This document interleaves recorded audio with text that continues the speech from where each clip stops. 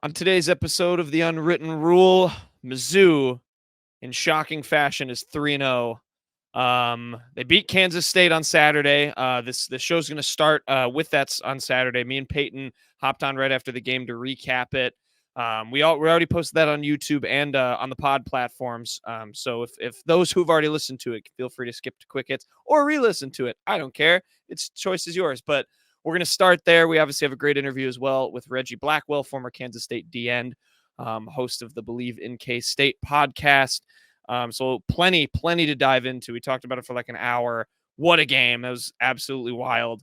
And then we'll do quick hits, and then we're going to finish the show with our SEC tier list from the week just gone by. So yeah, we'll finish it out. Plenty to get into to start your week. Great show for you guys. Mizzou's 3-0. We're riding high on this show, and we're excited to dive into it. With that, the Unwritten Rule starts right now. Marcel, where are you going with that disc? You are not putting that on again. Marcel, okay, if you press that button, you are in very, very big trouble. Attention. Everybody stop what you're doing. It's time for The Unwritten Rule, a Mizzou sports podcast brought to you by the Bleav Network, alongside Peyton Haverman and Kenny Van Doren. Here is your host, Jack Knowlton.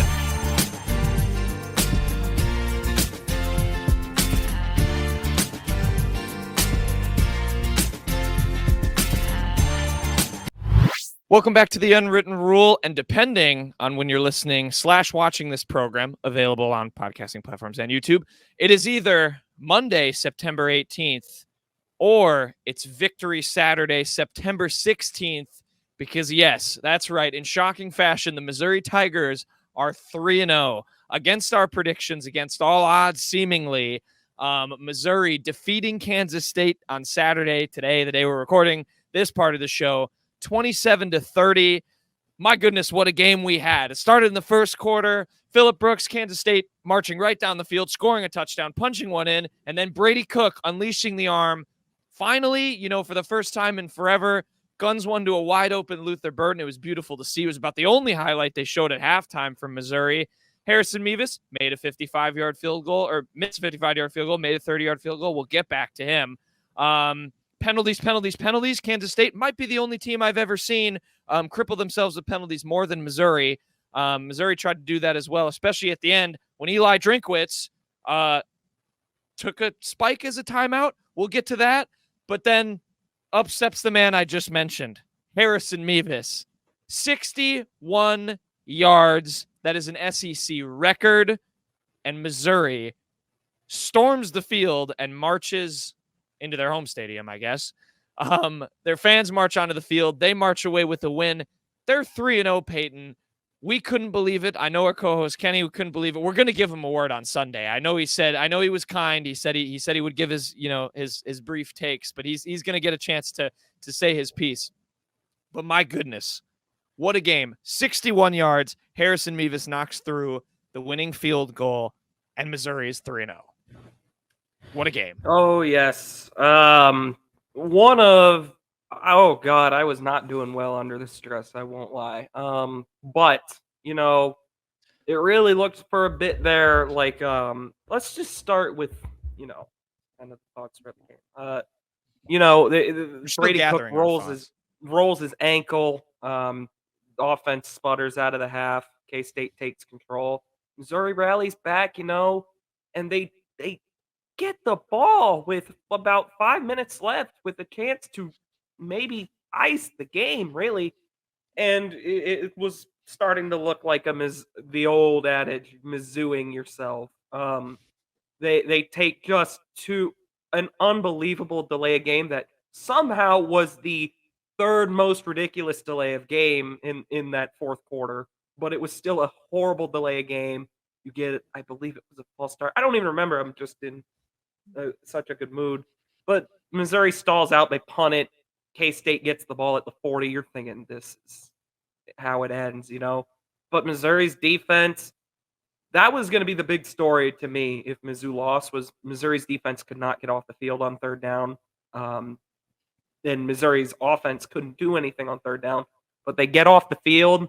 Missouri, Brady Cook, they run a perfect drive to get into Mevis territory, and then they take the absolute worst delay a game I've ever seen. And, Mevis, I was not even really excited to watch the Mevis 61-yarder. I thought, Mevis has a cannon of a leg, but there's no way.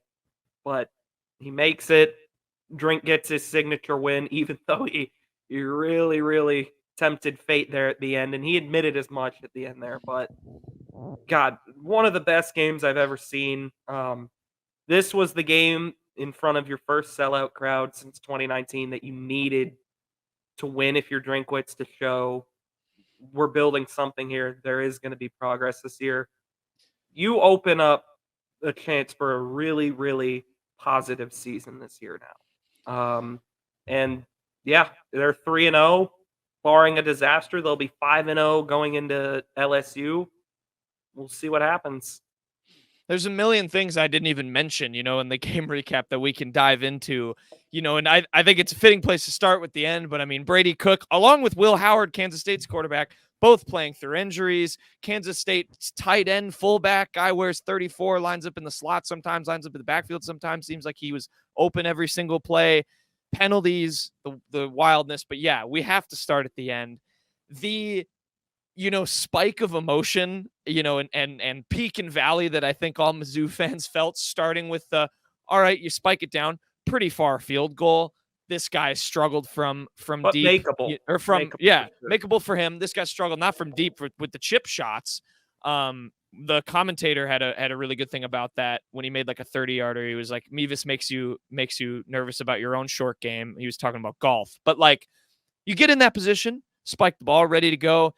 And then just you look back up, and with 2 seconds left, they're still huddled up on the sidelines like it was a timeout. I mean, it was unbelievable. Everyone's probably throwing their remotes at their TV. Can't believe this. We're going to have maybe another overtime, maybe another Auburn of last season.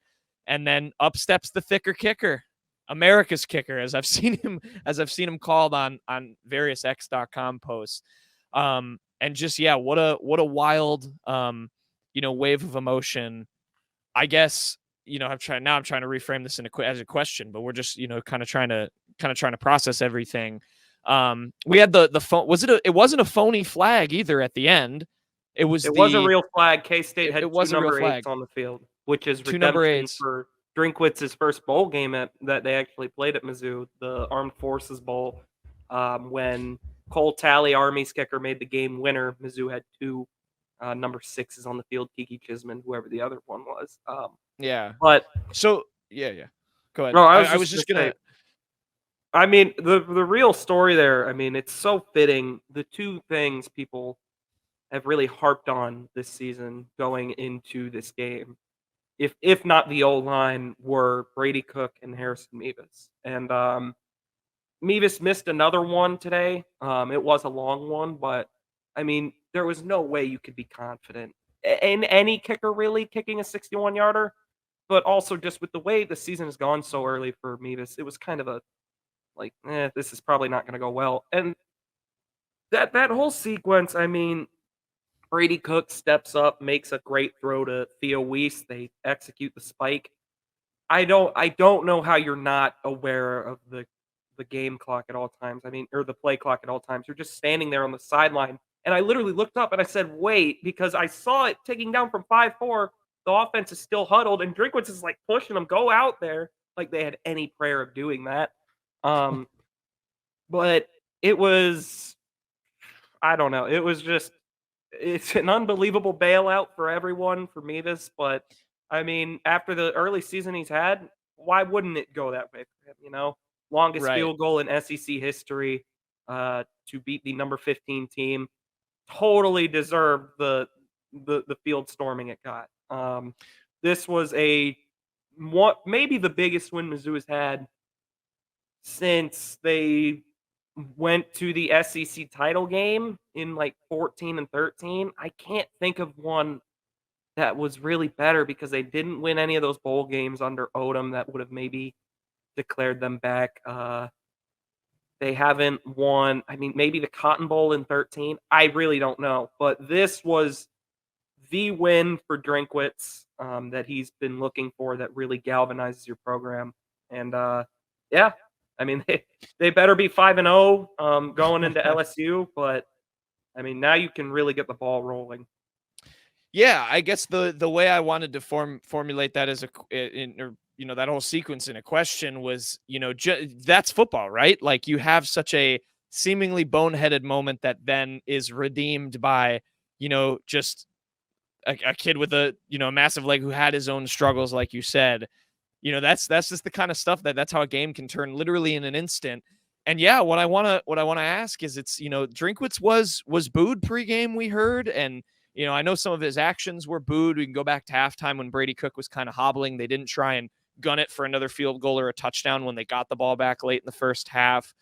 But yeah, in terms of job security, I don't really think it can be overstated. We knew what the stakes were going into this game. They're now halfway to securing bowl eligibility. I know they want a lot more than just that, but that's been the standard, that Drinkwitz has set the last 3 seasons. And now in year 4, they're already halfway there. It seems like the sky's the limit in what was one of the most difficult games on their schedule. But yeah, let's dive into more of the game. I'm glad we didn't bury the lead there. You got to start at the end. Field storming looked awesome. I think we're all, or you and I are both safe to say, jealous. We never got that opportunity in our time at Mizzou. Kidding.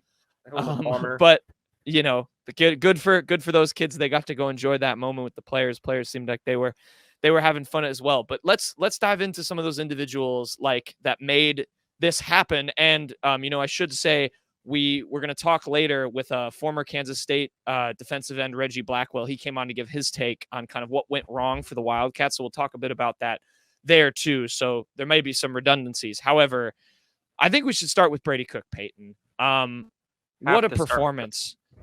Yeah. You go ahead. Take it away. Oh, Brady I was just going to say, I mean, if you still were doubting that he has the job. Look, I get the angst with how the QB situation was handled. I was frustrated with it because if you're gonna start Cook. Don't make this phony QB battle where one QB gets 24 pass attempts, one gets 5. But the angst towards Brady Cook, I thought, was a little unfair because Brady played well against South Dakota. He had moments last year where you could tell it's like this guy could be an average to an above average SEC quarterback, which is all this team needs to win 8 or 9 games. And last week, I thought he took a little too much flack. Not that he was good, but I mean, the O-line was just terrible. This week, though, I mean, maybe we should have expected it because he seemed to know what was at stake after Middle Tennessee State saying, like, the whole, it's next week starts tonight. We want this one really bad. It showed every single snap he was out there. He was far and away, really outside of Luther Burden, was the best player on the field when Mizzou's offense was on the field. He really looked that good. I mean, especially in the first half when he had full range of motion, they were using his legs. They let him cut loose. I think there's no doubt in my mind now.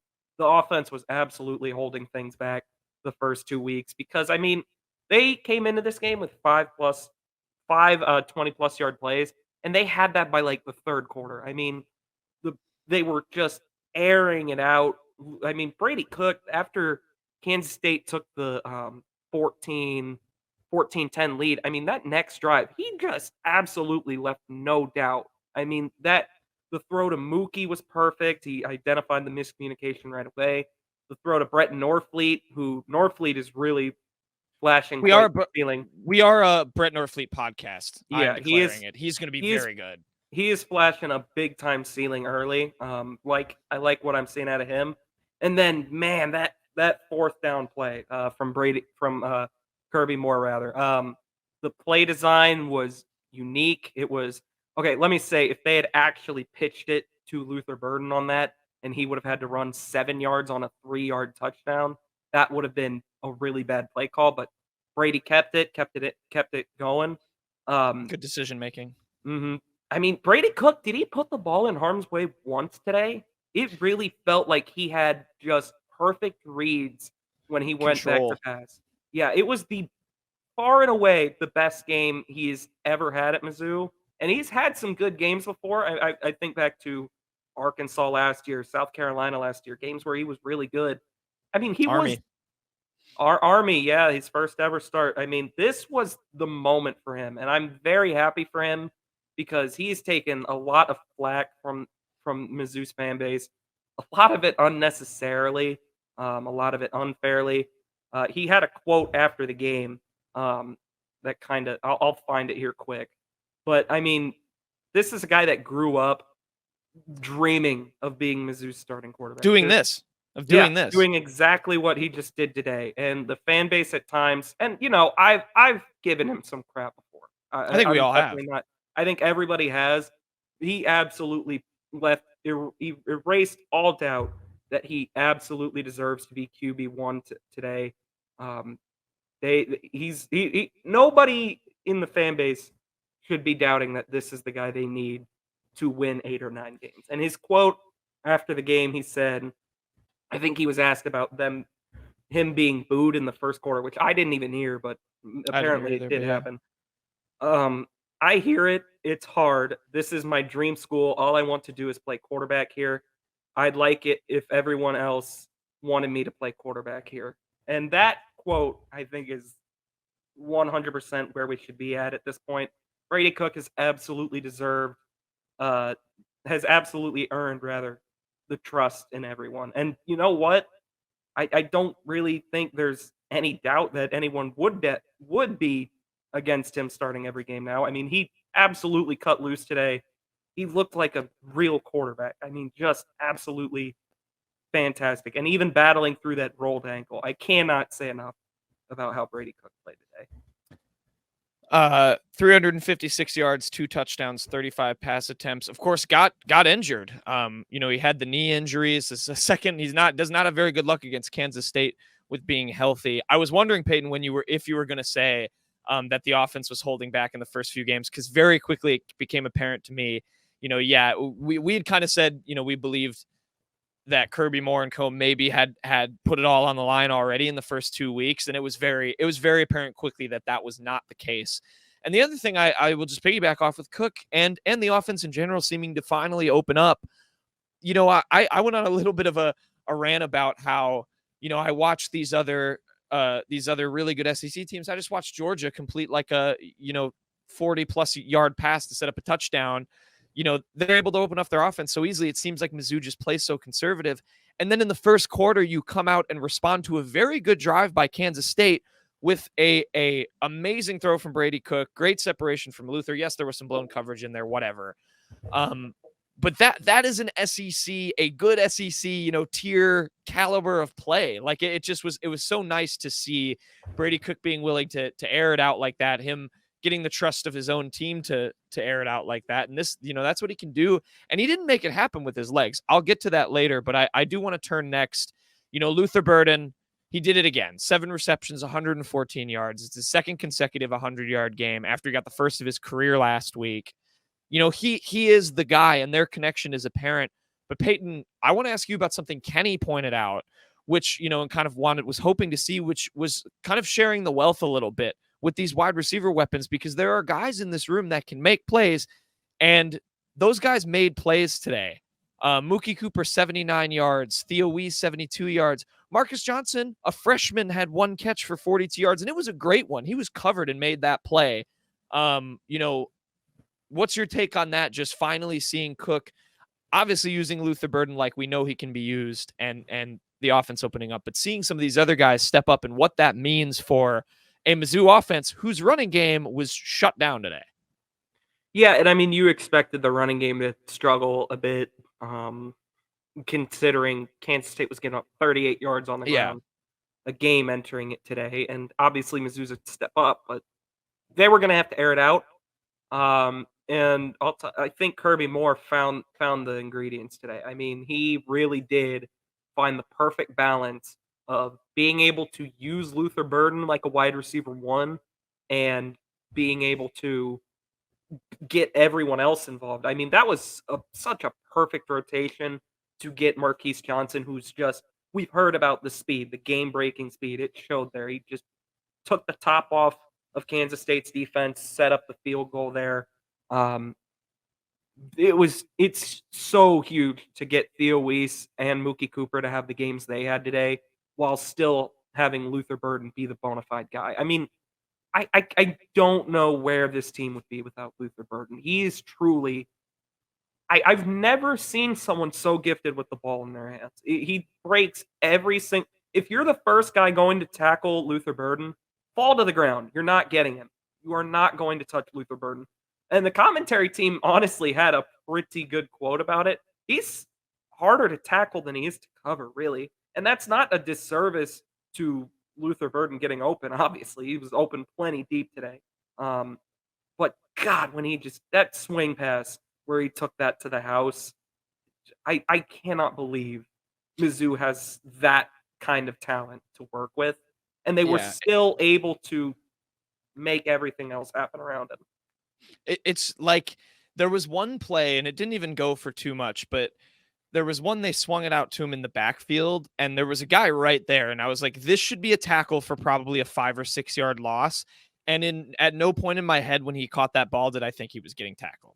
There is just like, if he is one-on-one when he has the ball, he's going to make at least one guy miss, and that's just such an asset. Yeah, and the touchdown, it felt like he had 50 yards of space when he realistically only had probably 20, which is still a lot, but like, yeah, it just he can expand the field and give you so many options.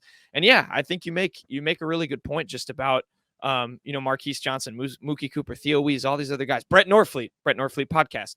He what D Moss, that guy, that catch was nice. It was a crazy nice catch. I will catch. also say of Luther Burden, he has already eclipsed last season's receiving yards total that he had. Yeah. I just cannot believe how good of a season he's had so far. I think most people probably already knew about Luther Burden. If you didn't know about him before today, you learned his name today. I mean, just the difference maker you need if you want to be a good offense. And hopefully he leads the charge for an 8 or 9 win season for this team. For sure. And I don't want to get, too down on the running game either, because it was tough and we expected it to be tough. We previewed that. This Kansas State defense is no joke. Daniel Green, I was impressed with him. They have a guy named Kobe Savage, which is one of the coolest names I think I've ever heard.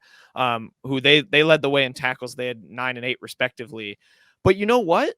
When it mattered most, Cody Schrader stepped up. He had 58 yards on the ground. Most of that came on one play when he had that 36-yard run. I believe it was pretty late in the game.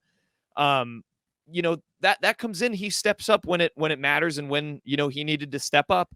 And I think that's what we've kind of harped on with this team, where if one element of the game isn't going your way, whether it's the passing game or the running game, the other one has been able to step up. The running game has been pretty strong in the first 2 weeks when, the air attack hasn't been. So, we saw kind of the flip side of that. So I think it's still pretty promising. Like I don't think you can knock Peter Schrader too much on this game, considering the defense what they were playing, considering they still made plays when it mattered. Yeah. And here's the thing.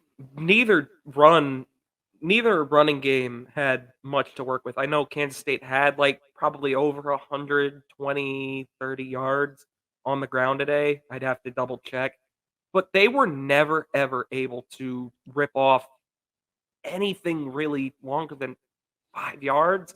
I bet there were more runs of 1 or 2 yards than there were of 6 or 7. And that was the big difference. And Mizzou's was able to make the big plays when it mattered. I mean, Nate Pete on that last drive, even if it wasn't, he had the first down run. He was able to he didn't catch a pass out of the backfield, but he did have that first down run on the last drive. Obviously, Schrader had that big one that set up the swing pass to Burden.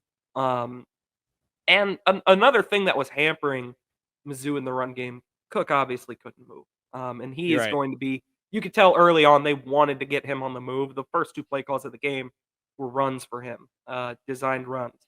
So if Brady Cook is healthy, I wouldn't be worried about the run game at all.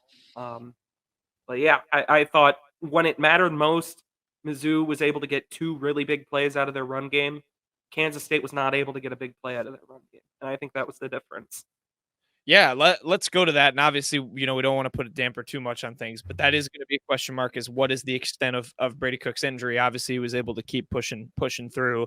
K-State fans are going to have their own questions about Will Howard, because that dude was grinding it out. I got to respect him to stick it out. He had to just go it. Was there actually, wait, sorry, brief tangent.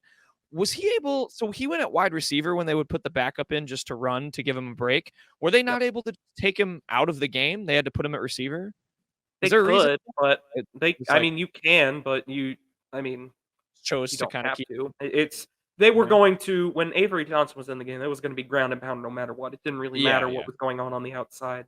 So Okay. I just wasn't sure if there's some sort of reason. Anyway, back to, Kansas State, you mentioned not really having too much of a success on the run game. Trayshawn Ward, who I thought a couple times came close to busting out a couple big run plays. He led the way with 54 yards.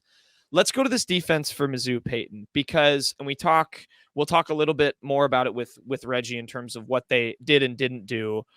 What was your take on them? Because obviously we got the turnover we were looking for when we were previewing this game. I know that was a big thing early on. Will Howard throws that. I Bleav it was Cad that picked it off. But Kansas State, big thing that they kept showing on the graphic was the third down success. And Kansas State was able to keep moving the ball on third downs at times, but obviously this defense held up when it needed to. How should fans feel about the defense's performance? that's that's kind of been a theme under Baker. Is sometimes the defense will have moments where it's not looking as dominant as maybe you think it could be, but they have always seemingly consistently, outside of like the Georgia game, and it was Georgia, um, have been able to come up with a big stop. Um, Today they did it again. I mean, that was going to be my main takeaway if Mizzou had lost this game, was the discrepancy in third downs. This defense really did struggle for a lot of the game to get off the field. They just couldn't stop K-State for a while. But man, I would be surprised. I mean, they had, I think, maybe 4 of the last 5 third downs K-State faced, including a 3rd and 2 at midfield. They weren't able to convert. That was the big difference, I think, was K-State's offense suddenly not being able to convert against the defense. Blake Baker, I mean, you got to give him all the credit in the world. He sticks to his guns throughout the entire game, and largely it pays off. I mean, he creates exotic blitzes that almost always seem to create a big play in a game 1 or 2 times. And yes, the turnover that led directly to 3 points. Mizzou won the game by 3 points. They needed to force. I thought maybe he needed a couple turnovers. They only forced 1, but Mizzou did not turn the ball over once, which is also something they absolutely needed to do, especially when you consider they had 4 straight drives and interceptions last year in this game. So it was not a great day for the defense early on. I mean, but when you really look at it deeper, I mean, K-State entered this game 4 guys. I mentioned this on Thursday. 4 guys entered the game with over 100 yards receiving. One of them, I neglected to mention Benson Senate, however you say it. I think it's Senate. Senate, yeah. I think it's Senate. Yeah. Yes, Senate, who has. We just heard 2 guys say it the whole Yeah. game. We still can't remember. Yeah, I Senate, who obviously, I mean, the Senior Bowl was there today. They were watching Senate. Yeah, shout out. Who was it? Was it a YouTube comment that told us to watch I for him? Bleav so. And Yeah, shout out that shout out that commenter person. was on the money because Senate, Yeah. I mean, they split him out as a fullback a lot. He was the one guy Mizzou struggled to stop for a lot of the game. And Senate had those 2 touchdown catches from 3 yards out, 1 on the jump pass. Mizzou struggled to stop him, but I did notice that drive where Kansas State hit the field goal to tie it 27-27 on third down before the delay of game. The entire defense was zeroed in on Senate. I mean, there were like 4 guys pointing like, there's Senate, make sure to stop them. And they were able to get off the field at the end there. And even though that wasn't a drive that maybe should have ended in a field goal, Niles Gaddy had the unfortunate reach out on the face mask. They got off the field when they needed to, and they kept Mizzou in the game when it looked like K-State could pull away. And Brady Cook and the offense were able to capitalize. Yeah, there were a couple early on. Obviously Phillip Brooks is a known name because he's dangerous in the special teams too, which we saw glimpses of when on the rare occasions when Mevis kicked to him. But yeah, I think this defense deserves a good amount of credit. I was going back and forth on this take because I actually thought they were pretty solid around the red zone and goal line overall. I mean, there were those 2 touchdowns that were kind of free that were taken back for, I think, 3 for 4 in the red zone. If in I'm the red not zone. mistaken. Yeah, and I don't know. they entered the game as one of the best red zone teams in the country. Yeah, and I think you can maybe take that away as a win. Obviously, penalties kind of got in Kansas State's way a little bit with some of those plays. But I thought Missouri was all right in that area. And again, they forced the turnover. They made Will Howard, who is a good quarterback, by the way. He was doing a good job at evading, tacklers and able to get some throws off pretty quickly. But then that secondary would step up and have the coverage on those guys that you mentioned, Peyton, with the exception of Sinnott. That man was wide open every play, I swear. He had like 2 drops that I was like, He maybe did this have game 2 will, yeah. big drops in the second I was half. like, maybe this game will go Missouri's way because I feel like in another game that guy catches that. So, I think the defense does deserve a lot of credit. Joseph Charleston led the way with 9 tackles. Tyron Hopper had 8. Obviously, Chris Abrams-Drain had the 1 pick, so they're on the board for takeaways in 2023. I will Mevis. say just the Yeah, last go ahead. thing on the defense. Yeah. Obviously they deserve a lot of credit because it's not about how you start, it's about how you finish. Every coach says that, and it's true. I mean, Mizzou had, oh God, it was 2 instances where K-State had a horrible holding penalty that negated a touchdown. They had 3 touchdowns negated by penalties, 2 on 1 drive that set up a 2nd and goal and 20 from the 21. But K-State was able to score, like reach the end zone on each one of those. And that can't happen. I mean, especially the 2nd and goal from the 21, you got to find a way to make a stop there. And Yeah. ultimately, the defense rebounded. I mean, they played a great, great, great 4th quarter. I mean, that the last drive K-State had, I cannot say enough how big it was for them, for the defense to get off the field there. So I still have all the confidence in the world that unit will be more than good enough to win a good amount of games this season. Yeah. Before I go for full circle with Mevis, I Bleav the only unit we haven't really touched on, offensive line. Now, I knew I was jinxing it when I said, we haven't had, I don't think, any offensive line penalties, or at least not too many crippling ones. And then, of course, you have, 2 false starts on that final drive when they were trying to kick the field goal? It was the drive before the last one, they had a delay game, which that was on Cook. You got to know the play clock. You got to get the snap off. And then they had the false starter. I'm pretty sure it was a false start. I think it was a false start. And then of course the other big one, which didn't end up hurting them. And there's 2 plays. It's this one, and then it's so funny that we're talking about, we talk all the time about Mizzouing and doing this, that, the other thing. If this game had ended in a loss, we would have been talking about that first touchdown that Kansas State scored, where you have the pass deflection bobble right up into the air, straight into the arms of an awaiting K-State receiver. And yet we're not, because of the way the game ended. It was that play. And then the other one that I think could have turned was the miscommunication, and Connor Tollison snapped it to Brady Cook when he was looking toward the sidelines. That was scary. Brady Cook fell on it. Luckily, yeah. But offensive line, otherwise, how were they? It wasn't a perfect day for the O-line. They started Marcellus Johnson at right guard. They did not go with Doma Ogar. They went with Marcellus Johnson, and he got rolled up on late in the first half and got hurt. That was unfortunate, because the O-line to that point was penalty-free and largely held up. I can't think of a real instance up until that last drive of the first half where they kind of gave up any pressure or anything. I mean, it was tough to run, but this is a tough run defense, as we've kind of hammered home. The second half was not as good. The 3rd quarter, I mean, Armand Membu missed a couple blocks. I remember Tollison did in the first half give up a sack on 3-man protection. That cannot happen. Oh, yes. I remember that. That was really bad. But the O-line, that second to last drive, they gave up the 2. They had the 2 penalties. It was not clean, but it was better. It was much better than last week. And, they lost 2 starters at points in the game. Delgado had to come out too, and Doma Ogard finally did go in at left guard. But the O-line, it was not bad. I think Cook was sacked twice, maybe. it largely held up better in protection today. It was a better effort all around. You had a couple penalties late, but they didn't kill you. They could have killed you, but they didn't kill you. So hopefully we just keep seeing incremental improvement throughout the season, and this O-line ultimately looks better. It's so funny, and before we get our final quick hits on this game, I think talking about this with the O-line is a good way to broaden it out to the team in general. This team is so good at playing up and down, it seems like, to all of their opponents. And it makes for an emotional watch for Mizzou fans, I think.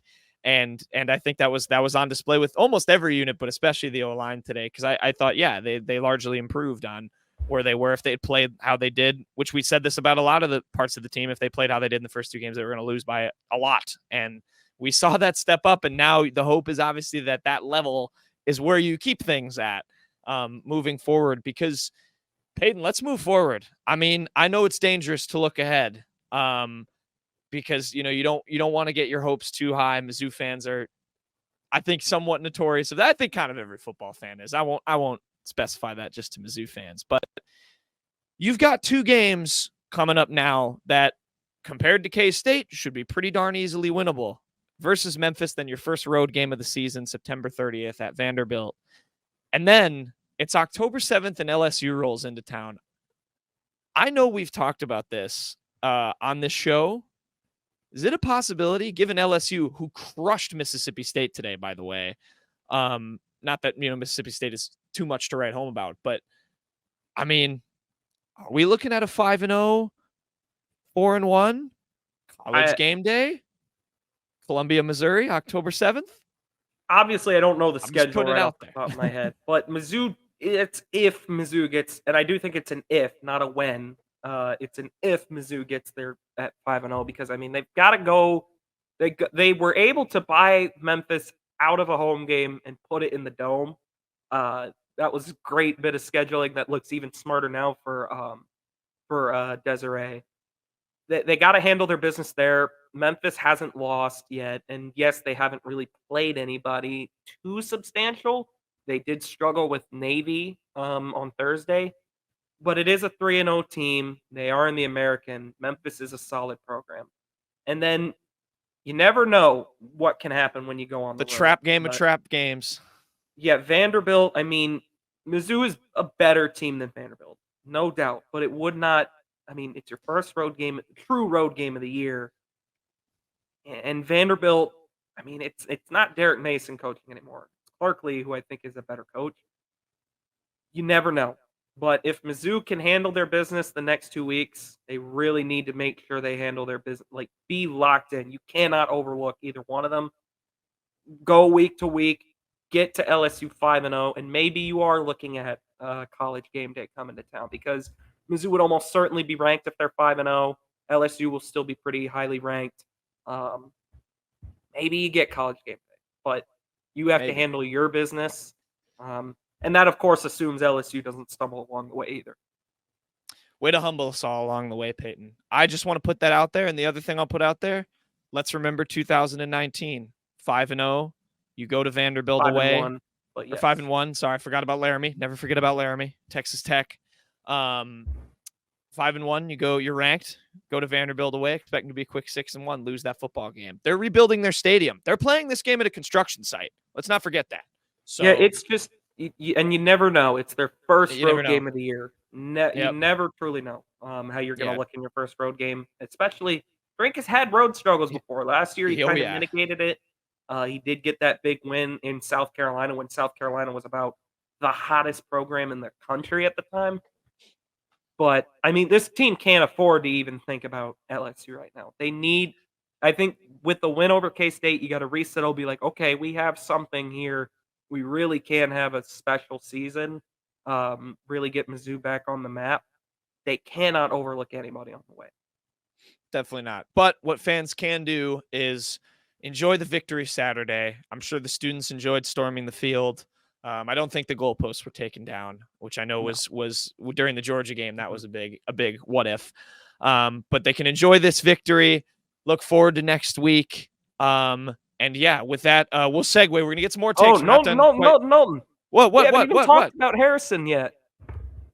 Well, Whole I mean, segment I guess devoted I to mentioned him Harrison. at the beginning. Yeah. I mean, we But- can give a whole segment devoted to Harrison. Listen, let's just give listen. Harrison his props real quick. I'll let you go first. I'll be short because you know what, Peyton? Go to the YouTube, everybody. I was on this wave.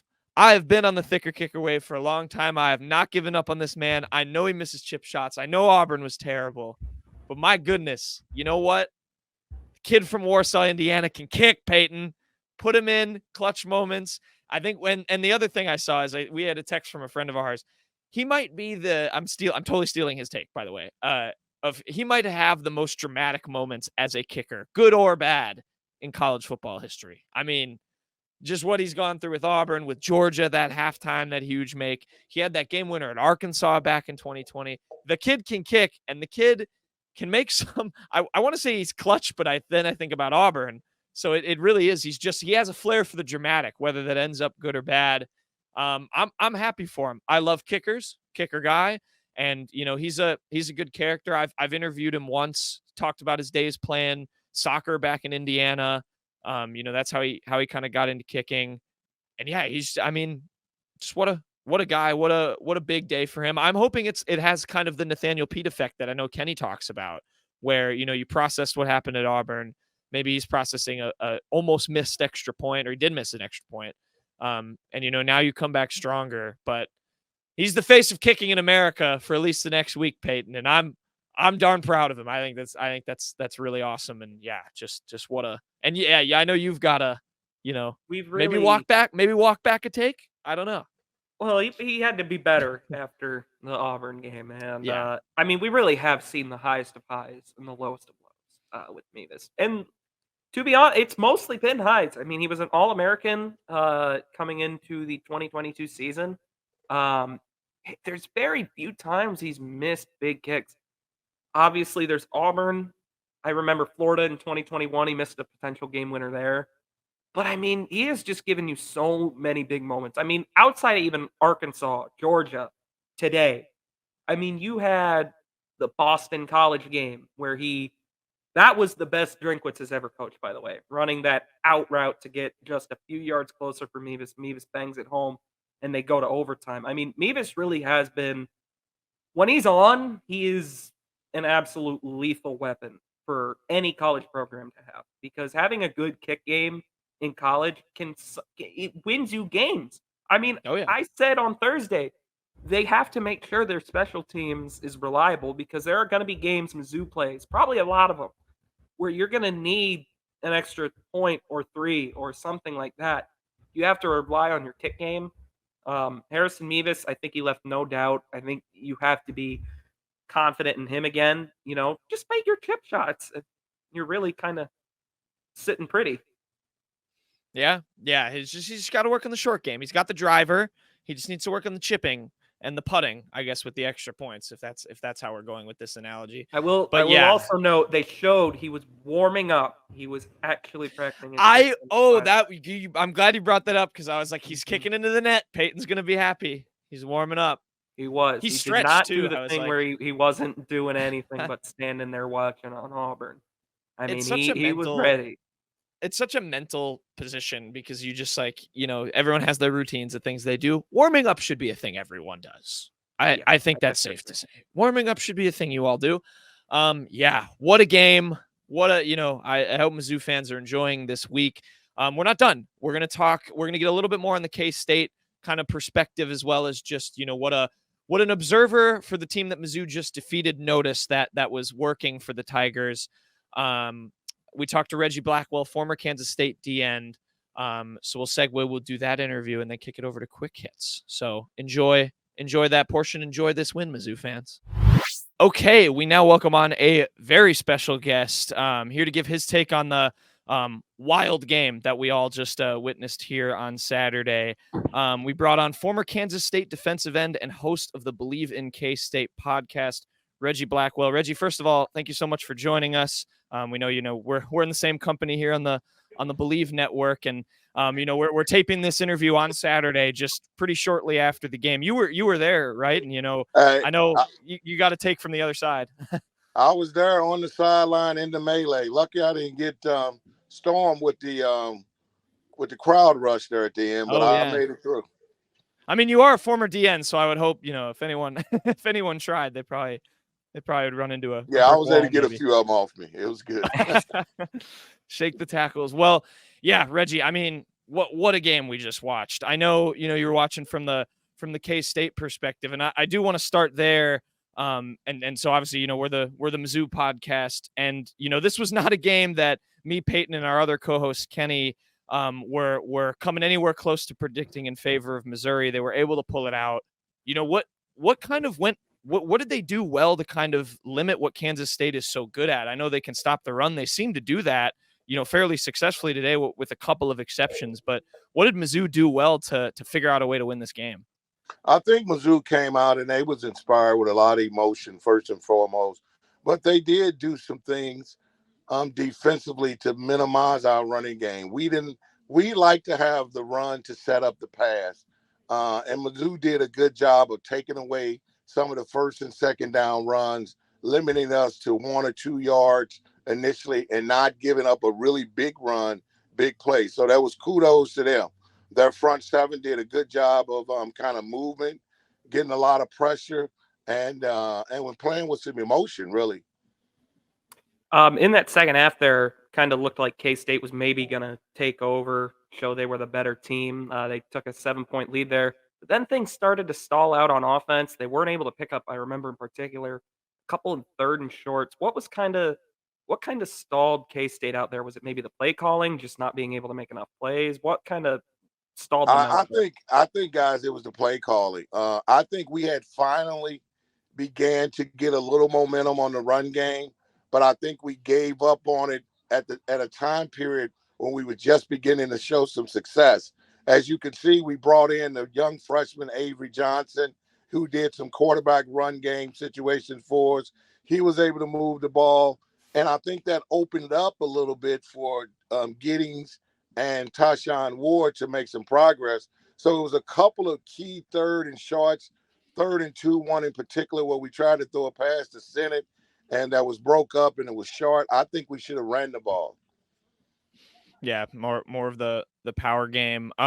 You did have a lot of success through the air with Ben Sinnott. He was dicing up. Is that just his game? He can kind of line up as like both a tight end. Like it looked like almost an auxiliary fullback at times.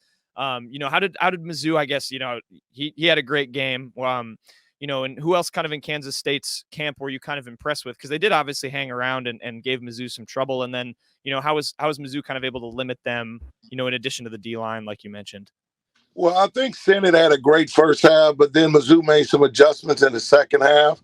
They started paying attention to him. Senate is a tight end, but he's a hybrid fullback, so he can do a lot of different things. Offensively, if you saw in the second half, and particularly those last couple drives, I think Howard was hurt. So I wasn't thinking he was able to get his full motion on some of the throws down the stretch. I think we should have went on and pulled him and just let the young freshman play the game out and see how it was. Let him just run the quarterback game, because I think that would have gave us a better chance to win. I was going to mention that. I mean, Howard very obviously by the end was limping all over the field. And they didn't even let Johnson really throw the ball. If they had gone to Johnson, would you have expected them to maybe let him try and air it out a little bit, or would it maybe have been just ground and pound the whole way? Or what would the game plan have been had Howard? No, I think they would have just let him run the offense. I think we're comfortable enough now. He does have the ability to run the ball, so we can do that quarterback run game, typically like what you guys do with Cook at Mizzou. I think we would have just let him run the offense. And if we would have just did that, let it play from a regular game perspective, I think he was comfortable enough with the environment that he still would have gave us a better shot to win. I just think Howard was hurt. He was pushing it to the max. Not saying that's the reason why we lost the game, but I think the one series we needed to score a touchdown. The last one where we got the field goal to tie the game. And I think that really was the difference to put Mizzou in a position to be able to kick the long field goal. Yeah. I want to turn back on Missouri. It seemed was kind of doing their thing with the fake cadences and looking toward the sideline and snapping the ball quickly. This is a Right. good Kansas State defense, obviously. Did you notice that really kind of having a kind of damage towards what they were trying to accomplish defensively? I know some of those guys still had pretty good games. Daniel Green had 9 total tackles. Marcus Single was making some plays at corner. But was Mizzou kind of getting an advantage there with the way they were kind of looking at the sidelines, doing those cadences? I think they got a little bit advantage with it. What happened is a lot of times though, when you substitute and then they do it and the ref was trying to hold and let the other side be able to substitute, I think a lot of times that caused a little bit of confusion, and sometimes the ref was actually maybe getting in the way of the play. So that may have made it a little bit of disruptive. But I only think it really affected us one time where we really was offside. I think we kind of adjusted to the schematics with the fake claps and all the other stuff that he was trying to do to get us offside. One thing that Mizzou had struggled with coming into the game was getting explosive plays on offense, but they were able to kind of do that today, particularly in the first half. There were a couple back-to-back really deep throws that set up the rushing touchdown on 4th and goal. What was kind of going wrong with K-State's defense? Was it maybe just it looked like there was miscommunication in the secondary a couple times, but what was kind of going on with that? 100% miscommunication on the Luther Burden touchdown. He was just way too wide open. And then a couple of the other big throws. One, I think, was to Mookie, number 5. It was just I think it was a miscommunication again with the safety and the cornerback who was having a deep third, etc. Because you don't get that wide open without something going wrong.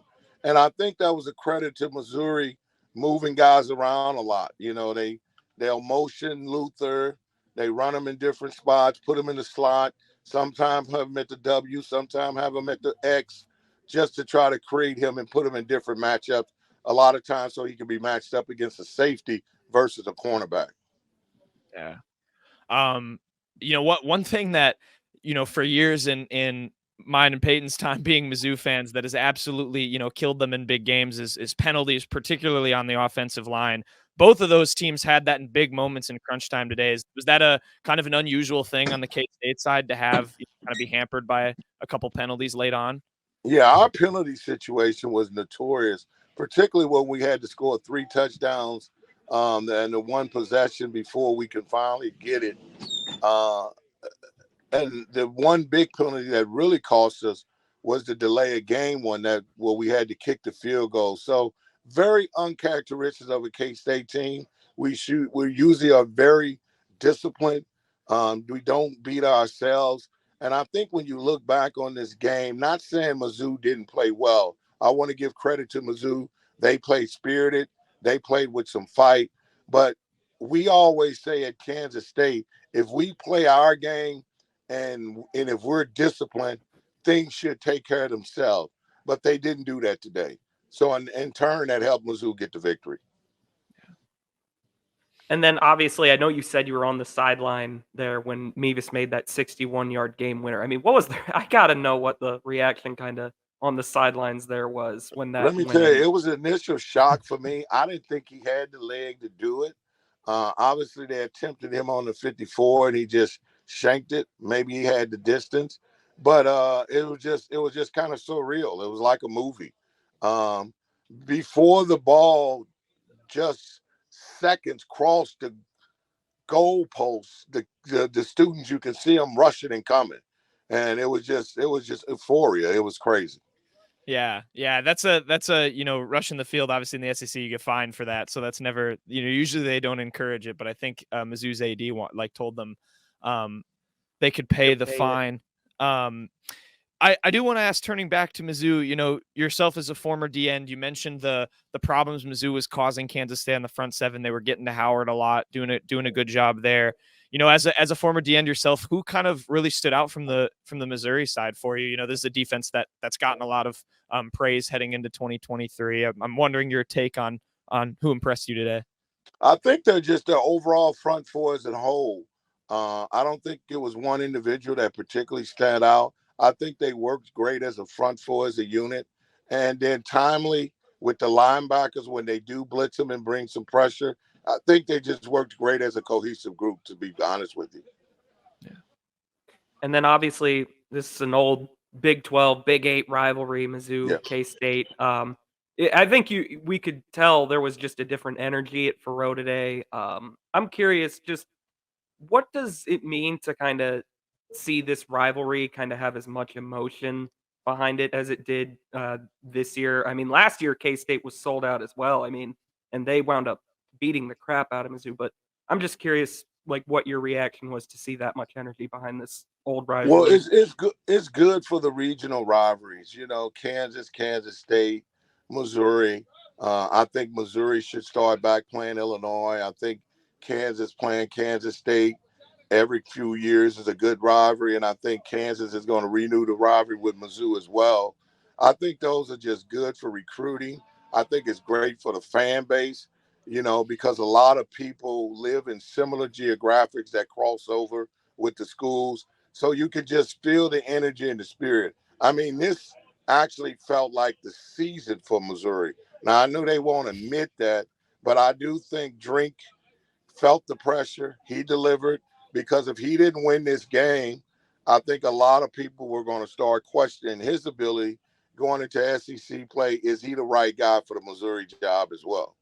Oh, definitely. We were we declared this Missouri Super Bowl on our show when we previewed this game because we knew how big it was. And Drinkwitz obviously caused that field goal to be as far as it was with the, spike and huddle up and then a delay of game issue at the end. So Missouri fans I know went from fuming to pretty happy pretty quick. And I Bleav I looked into this a little bit. You I think last year, did you send a video to the Kansas State players I did. before that rivalry? Because I did. you grew up in St. Louis, right? Right, because I'm a St. Louis guy, no doubt. Yeah. I am. Yes, I did. I did. So you've had a bit of hand. Were you a Mizzou fan growing up, and then I was obviously a you went to play? Mizzou. I was a Mizzou fan and almost went to Missouri. Yeah. Missouri had offered me late after Kansas State did. I took it a little bit personally, and and went to Kansas State. But my brother played at Mizzou. Grew up a St. Louis kid. A lot of friends of mine played at Mizzou. So yes, Mizzou is a big personal rivalry for me. Yeah, I was just curious because I had saw that and I was like, oh, he's definitely got his hand in this rivalry for sure in terms of interest. My last question, Peyton, you can ask too if you have anything more, but from a Kansas State perspective, what's kind of next? You mentioned, you're giving credit to Missouri, but it seems like the Wildcats maybe beat themselves a little bit in this one. They had that number 15 ranking, UCF next week. Where do they go from here? Is it the fans feel like a little bit worried maybe now, or is it going to bounce back quick next week and try and get back on track? Typically, climbing can get this team to bounce back, but I would tell you, man, I can see how I feel from losing this game. Imagine a player who expect to win, and we expect this to be a special season for Kansas State. We wasn't just looking to go 8-4, 9-3, or maybe get back to the Big 12 championship. We were looking to possibly have a perfect season, and that's the type of expectation this team had. So now it can either go one or two ways. They got to bounce back. All their goals still can be in front of them. They can win the Big 12. They can get back to the Big 12 championship, and they can possibly get back to a playoff position if some things bounce their way. So they still have all their goals in front of them. The season is early, but it's really, really going to be interesting to see how they bounce back. Now, I expect us to get back next week. But let me tell you, to win a heartbreaker like this, now we know it's on the road in a hostile environment, but it's really going to take a lot to get 18 to 23-year-olds back and say, look, we need to come back out and get on the stick. But I do think it's a veteran team. It's a veteran coaching staff. I think they know that they didn't coach their best game. The players didn't execute the best that they needed to be. So I expect them to bounce back and get a victory of UCF and then start 1-0 in the Big 12. Yeah. The only other thing I want to ask, one last question, is, just going back to your playing days, I'm totally curious, just, favorite moment, as a player in the old Big 12 that you remember, maybe any against Mizzou back in those days, getting they may have gotten the one over today, but, back when those two were duking it out in conference. I think, personally, I had a couple. My best games were against Mizzou. I had a couple sack games, couple games where I had multiple sacks, tackles for loss, blocked balls, batted balls, TFLs. So all the Mizzou games, the 4 years that I played them, were always a special game to me because I always got up. But I can't really say that there's no real big moment. I think back in my days, we went 3-1 against Mizzou. We lost one my very first year, and then we won 3. So it wasn't a bad run. Yeah, definitely not. With the personal hand in the rivalry, I'm sure that's nice to get the one up on them. Well, yeah, Reggie, I think that's all we got. I appreciate you coming on and giving us your take. And yeah, Kansas State, I mean, they're a good team. Missouri, this is the best performance I think Peyton and I, safe to say, we've seen from this Tigers team in about several 5 years. Yeah. So, it took a heck of an effort to win. So, we'll see. Best of luck to the Wildcats moving forward. And thank you so much for taking the time and talking to us. Hey, thanks for having me, guys. Good luck to you guys. Good luck on your show. And I'll be pulling for you guys the rest of the way. I'm a Tigers fan just when they're not playing K-State. So yeah, definitely. Take care, guys. Definitely. Thanks, Reggie.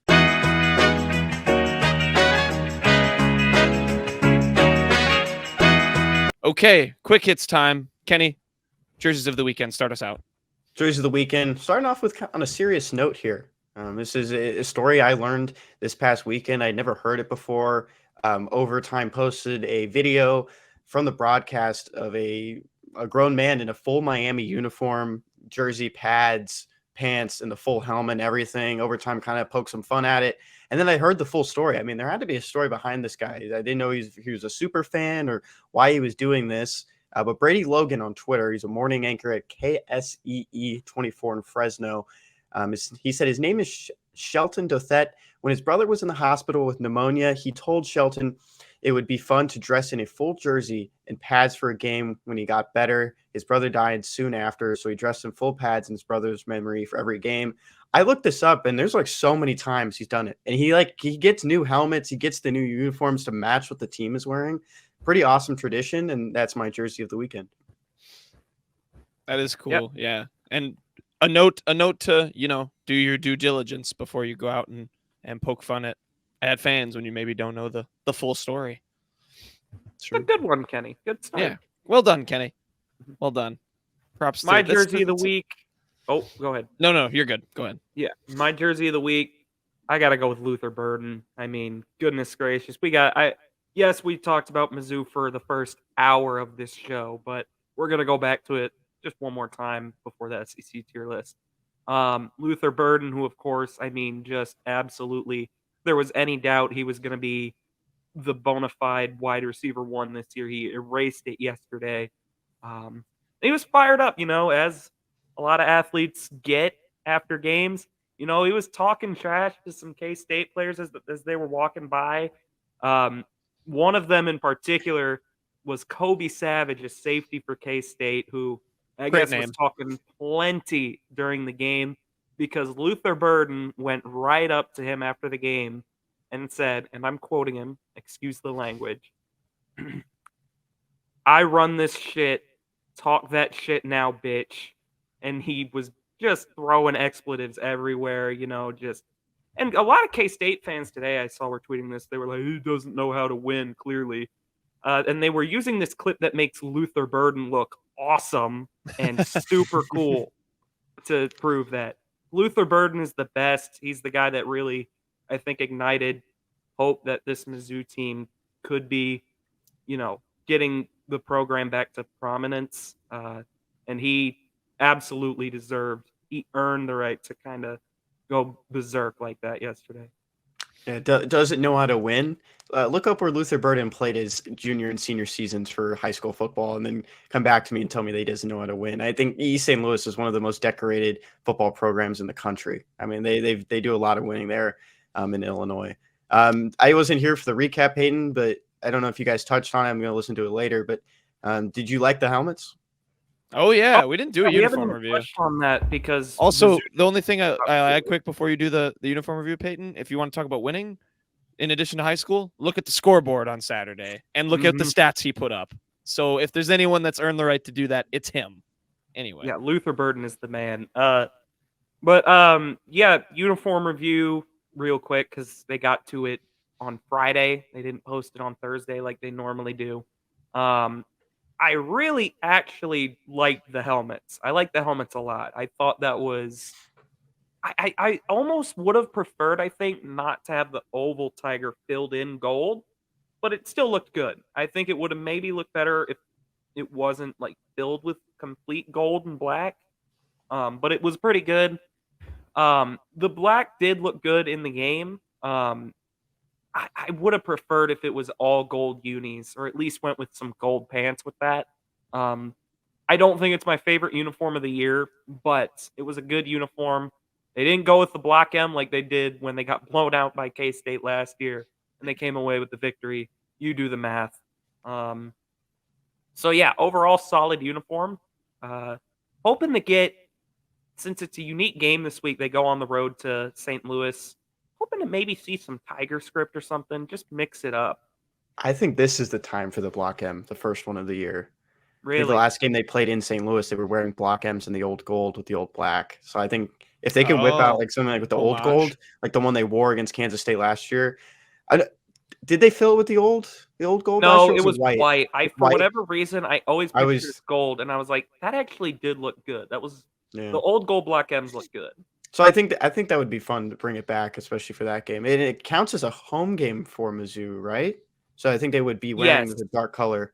Yeah. So if we see that, maybe they go the black helmets with the old gold Block M. Yeah, no. When you actually bring that up, that's a great point. I think they should do that. Yeah, I personally would love to see the old gold Block M's make a return. I think those look great. There's like 3 Block M's that I think I look at and go, those are good. The old gold, the white, and the one-off Armed Forces Bolt ones they wore were really good. Those solid gold helmets with the black Block M that they wore against Wake Forest in the Gasparilla Bowl, those don't do it for me. There you go. Yeah, we'll see. We'll see what they I feel like you got to go with something special playing over in St. Louis next week against Memphis. Yeah. My jersey of the week, I'm not doing anybody specific with this, but I'm going to the NBA here. I'm doing the Orlando Magic, who unveiled their 23-24 classic jersey. At least that's what they said that's what they called it on their Twitter. And it's this throwback. It's got the stars in there. The A in Magic and then the dot above the I in Magic are both stars. It looks like the jerseys they wore in the 90s. I'm a big NBA fan, and that 90s Magic team with Shaq and Penny, that was like my favorite all-time team. There's a really good 30 for 30 about that called This Magic Moment that still to this day is my favorite one. So I'm very excited to see them rock these. I think this is pretty cool. I like the NBA jerseys. Like, there's a lot of debate I feel like about them, because some will do the like, people get mad like, why are the Suns wearing like a teal, or like, why is this team wearing something not at all their color? But I think overall the NBA does a good job of their jerseys, and when they can bust out the retro ones like this, it's usually goes over pretty well, and I like these Magic jerseys. Yeah, these are awesome. These are clean. Yeah, I mean, it's another one of those. I think it was. Did you have it a couple weeks ago with the Seahawks 90s uniforms that they're bringing back for 1 or 2 games this season? These are just beautiful. I wish we had grown up in a time where we could have watched players play in these, but I feel like at the same time, you look back on it, people probably thought they were silly. I mean, that it happens all the time. Like we look at the uniforms. We look at the uniforms now. We're kind of getting tired of some of them, and give it like 20 years, and our kids, kids in 20 years, they'll be looking back like, oh my gosh, these are awesome. Like, why don't they wear these today? So it'll come back. But of course, you love these ones. And the black and like silverish white pinstripes that are on the sides just screams Magic to me, especially like even like the late 2000s Magic. The Howard Magic. The Howard Magic. Like, that's what Magic is to me. And these look these are great. they're gonna look so good going to the play-in tournament in these. Prediction also. Magic are coming. They're on the rise. Yeah, I have no reason to debate you on that. I mean, the NBA is boring until the final. I've been saying just wait till the NBA starts and I can do best beats of the week random like rebound player props. That's my bread and butter. And when Peyton and I can start betting on mid-major basketball. Oh that's God, also I can't wait. I'm so excited. That's my favorite. I'm so excited. Yeah, no, something about blue throwbacks, man. I don't know what it is. They pull work it off so well. The Magic one, like you said, those Seahawks unis were perfect. I thought these are great, and yeah, I wouldn't change a thing about them. All right, Ken, new segment. Remind the people. Second week doing this. It's Ken's Sports Shorts. A Sporkle trivia question I'm going to have for the guys each week. They'll go back and forth. They can only get 3 X's, and if they don't know it, they can't phone a friend. They can't skip over. They just get an X. Last week, you guys almost got it with the touchdowns scored for Mizzou in 2022. But right now, BJ Harris. Yeah, did not get BJ Harris. Was it BJ Harris? Yeah, it was BJ. Michael Cox? No, it was BJ Harris. We guessed Michael. Yeah. And so, I mean, we're going to look at it this week. This one could get controversial because Peyton mentioned something about this topic a while ago, and he was actually wrong about it, so I'm not going to correct him. Well, we'll see how this one goes. But can you name – we're going to start it off with Jack here. The question is, can you name the 9 Mizzou players with at least 1 reception this season through week 3? I'll start off with the guy that got his first career one, right? This was it it's Marquise Johnson? Correct. Marquise Johnson got his first reception. Freshman. His first one. 46 yards. His dad played for Mizzou. There you go. Peter or Peyton? I'm sorry. Wow. That's wow. Griffin. Peyton. Dennis Jackson. That's where the X is. Dennis Jackson actually does not have reception this season, according to Mizzou. He caught one. Oh, Mizzou's wrong. Mizzou has it is wrong. They credited it to Jaden Jernigan. It was Dennis Jackson. Dennis Jackson is on here, but it says he does not have a catch. I think that's wrong, but I mean I can't debate it. It's from the Mizzou site. So I checked it before we got on here as well on ESPN as he doesn't have reception this season as well. What? Who did they credit that to? I'm gonna look up who they credit it to. Okay. So we have 1X. Is that what we're? Yeah, we have 1X. Okay. Go ahead. Mookie Cooper. Correct. Okay. Peyton. Brett Norfleet. Correct. Kenny, you'll hear me say this when you re-listen to the first segment. We are a Brett Norfleet podcast. See, it's incorrect because it still has it as Jaden Jernigan coming up with a catch. All right, I'll take away the X, and we'll change it to the 10 Mizzou players. Yeah, I think that people are getting whoopsied. Whoopsies. Yeah, Kenny, we're a Brett Norfleet podcast, by the way. We're in on the ground floor with the guy. He's going to be great. Theo Wees. It's Peyton's turn. Oh, sorry. Didn't I just get Norfleet? Oh, you went Mookie Cooper. I thought it was okay. And then did you go Norfleet after? I thought it was Cooper then Norfleet. Okay, then Jack took Theo Wees. So Peyton, go ahead. Get Theo Wees. Okay. Nate Pete. Correct. Cody Schrader. Correct. Okay, I couldn't remember if he did or not. Oh yeah, no, he did right away last week. Tyler Stevens has 1. Correct. He has 3. Yep. Luther Burden. Correct. One left. There's one more. Mm-hmm. Okay, it's all on you, Peyton. Makai Miller. Cool. There you go, guys. Got it. Mm-hmm. There it is. Interesting that Mizzou doesn't fix that one. Jaden Jernigan. I think they knew Jaden Jernigan was wrong, and they just cut that out. But then they didn't go back and look at who actually caught it, and it was Dennis Jackson. I remember. It's so weird that they put the 0 though, because Dennis Jackson was 11, and I don't get how you could get that wrong. I don't know either. Think it's Josh Manning. I don't know. Yeah, I think you guys are. I absolutely remember it was Middle Tennessee. It was I know what you're talking about. Yeah. I remember. I think you guys it. are just dissing noted wide receiver Jaden Jernigan. Yeah, Mr. How big is Jaden Jernigan? He's on the D line. He's got to weigh like yeah. A Good lot. question. I'm gonna look it up Big real guy. quick. All right. Who has it? Would ESPN maybe 6 foot 279. Yep, they just got him out wide. Wide receiver 100%. big. Yeah, wide receiver build. He dusts corners. 4'2", 40. Okay. right. Best Best beats of the beats. week. Jack, you are 14-14 after a win this past Oh, week. we're back. I am 16-12, and Peyton is 15-13. We're going to start it off with some college football this weekend. Army versus Syracuse. Syracuse 3-0 so far. They beat Purdue this past week in Back? Indiana. Back. Back. So back. Dino Babers, cold seat. 13.5. Cold seat. Syracuse favorites. I got them over Army.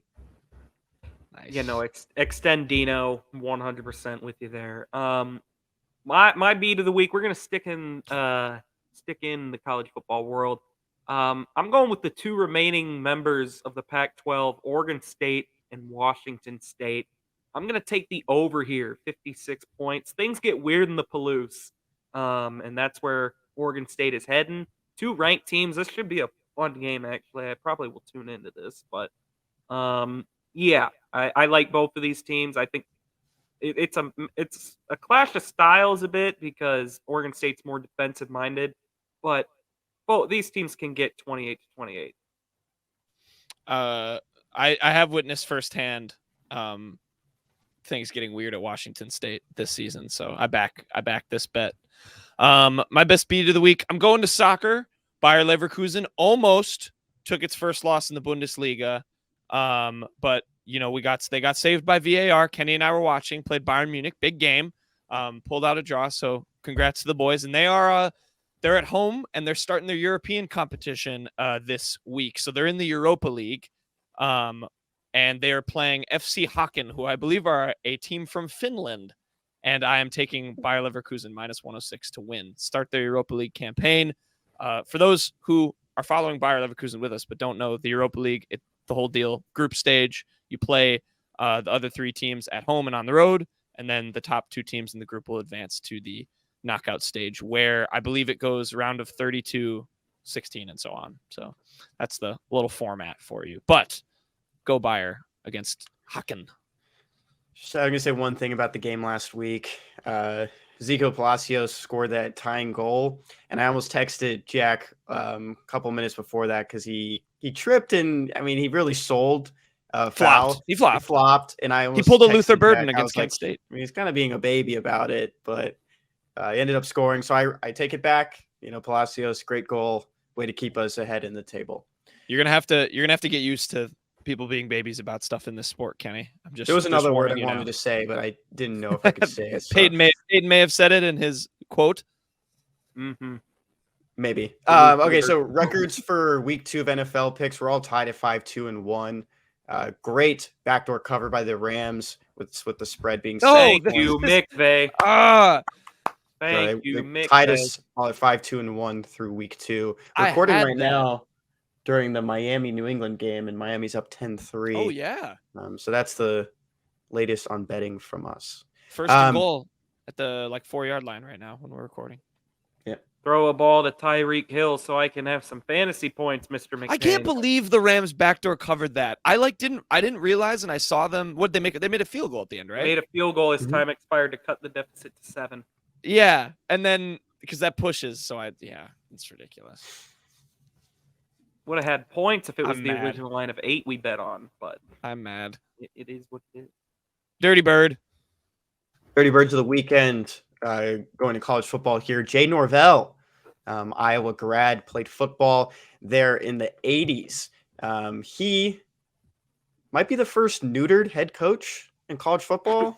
I mean, he had no balls against Colorado late into that game. It was actually really sad. He had an opportunity to win that game, opportunities to seal it. That would have been the biggest win in Colorado State history, hands down, after the things he said this week about Deion Sanders, sunglasses and the hats. Overall, I mean, kind of silly by Colorado to storm the field after, but you do what you do, especially when you're new to college football and new to rooting for a football team like those fans are. So, Jay Norvell, man, you had an opportunity to be the biggest villain, the biggest cool guy in college football this past week, and you ruined it.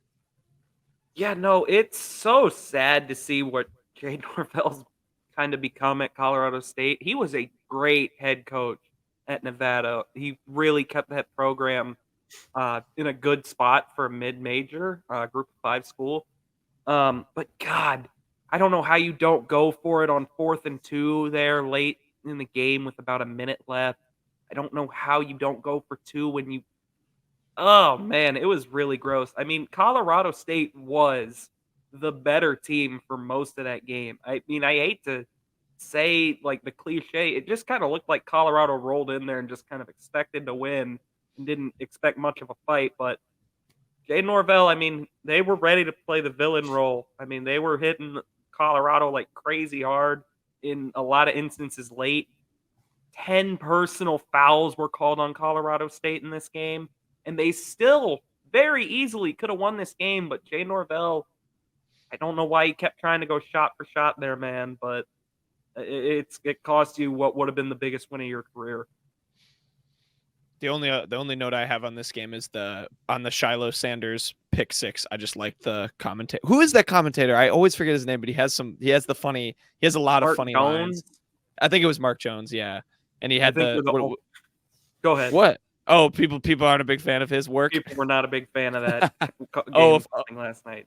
Oh, really? I didn't really hear much else, but it was the stunting on him like his daddy or whatever when he ran into the end zone because he was showboating. I just thought it was funny, but fair enough. All right, Peyton. Dirty Bird of the Week goes to the Cardinals, not the Arizona, although they also shout out to them. Yeah. No, they own a Dirty Bird. Lead. That's a main bird move. They were trying to tank. They tried to. They need to lose that game.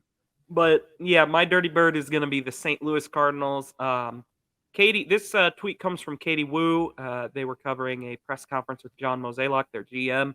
John Mozeliak ensured that Ollie Marmol will be back in 2024. He said, "I do support him. I know he'll be back next year.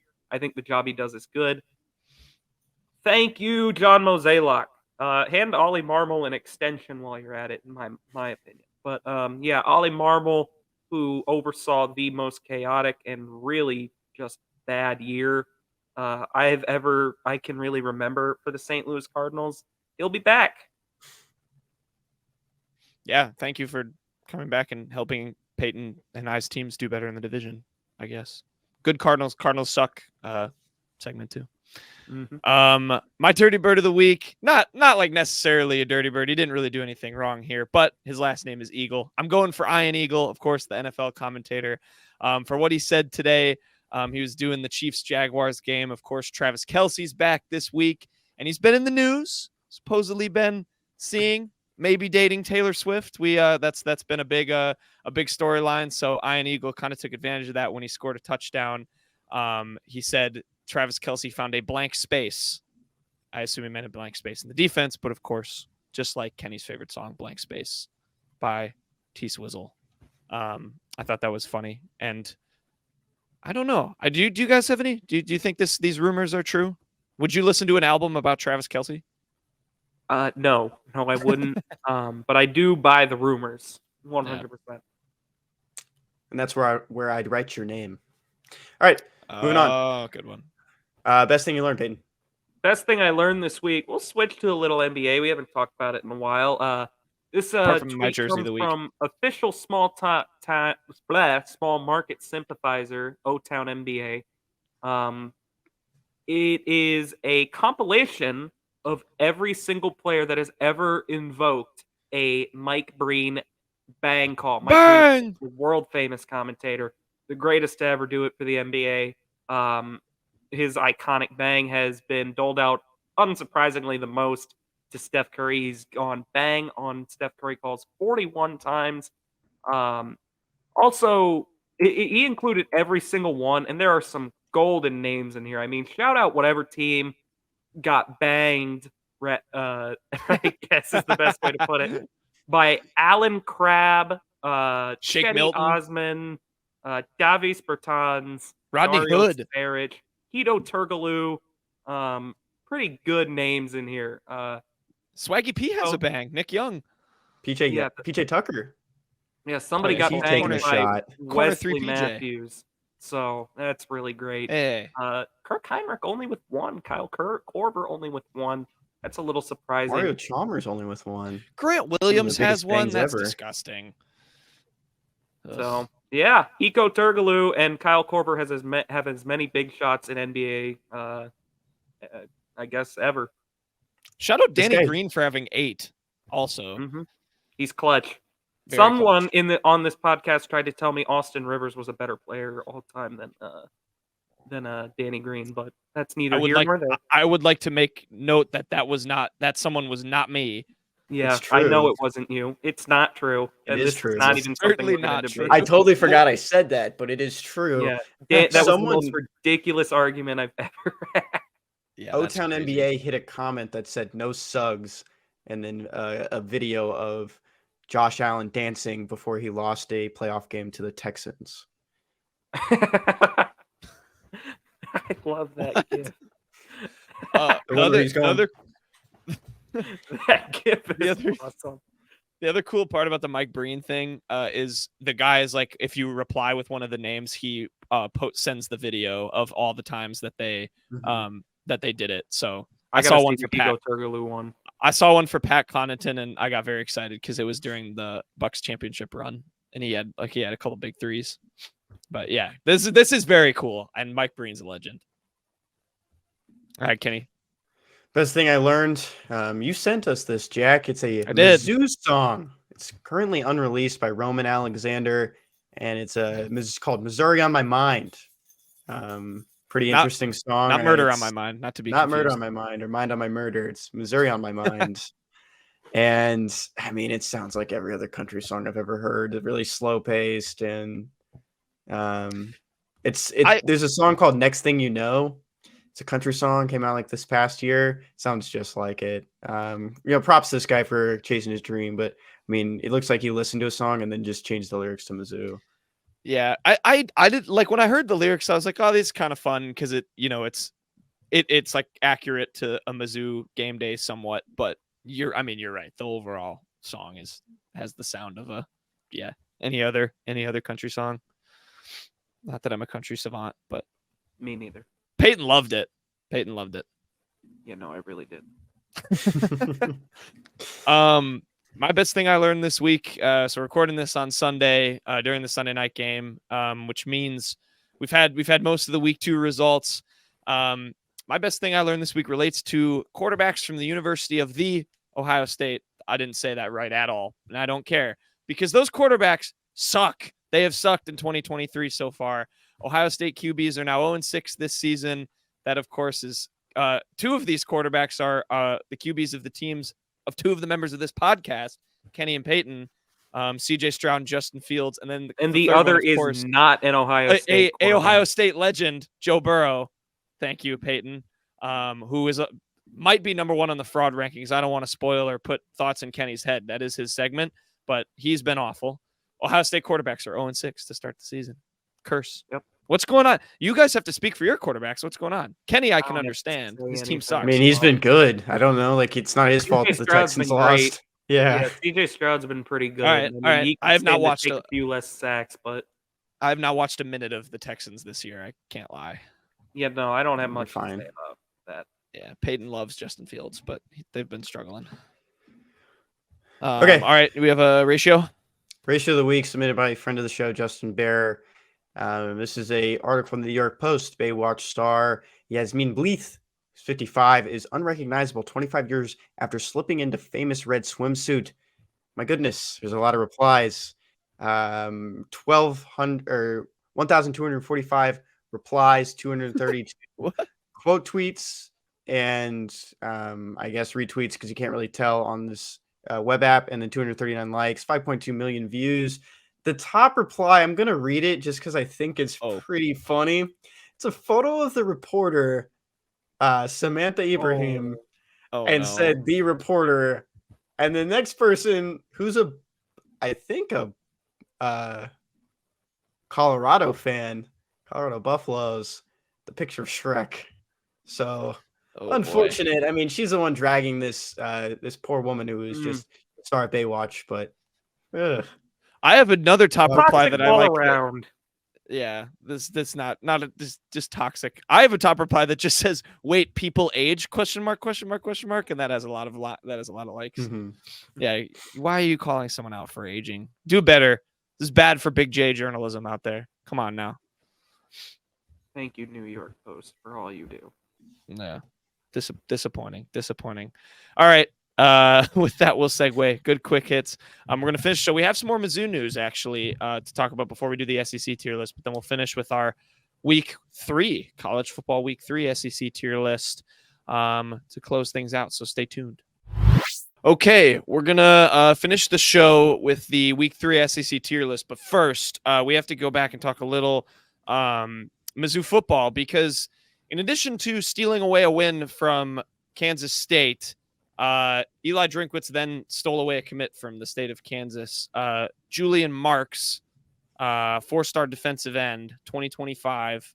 Peyton and Kenny. Peyton, I'll go to you first because you're the crystal ball. You are the crystal ball expert. Yeah. What do you know? What do you know about Mr. Marks? And then you guys both. I mean, there's a bunch of recruits at this game to watch this win. Am I right? There were. And Julian Marks, I mean, he is the first commit for the 2025 class.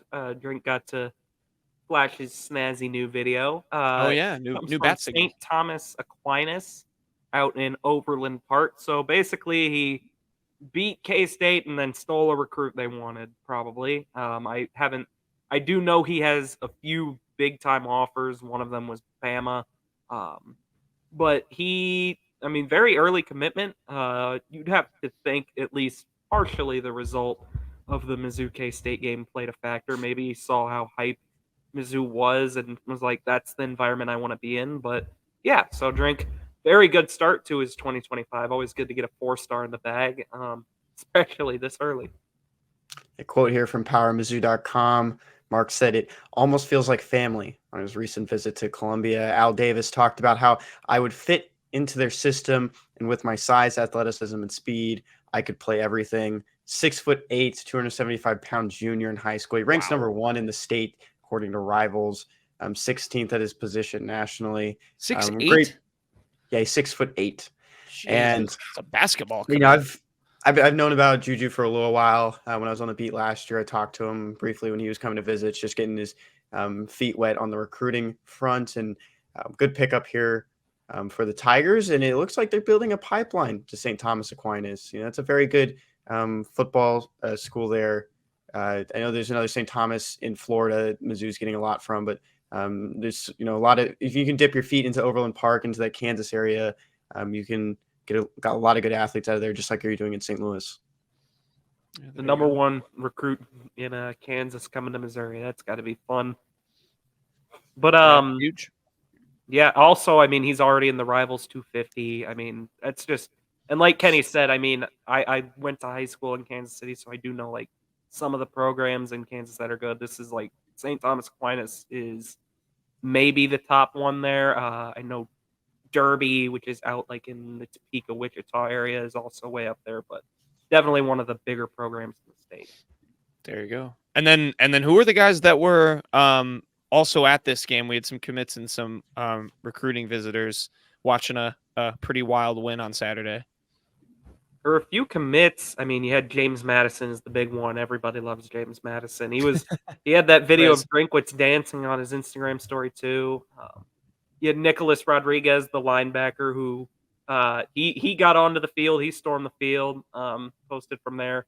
You had Justin Bodford, Brian Huff, Brian Justice. So 5 commits were there in addition to several other recruits. But, yeah, that's quite the game they got to get to. And shout out Wendell Shepard. He's been on the show before, Columbia, Missouri, and he found this full list here, and that's where we're getting the names from. Of course, you can look it up on their social media as well, but Wendell went all in. He found a big list of guys. This is from what he saw, too, so he recognized a lot of these guys.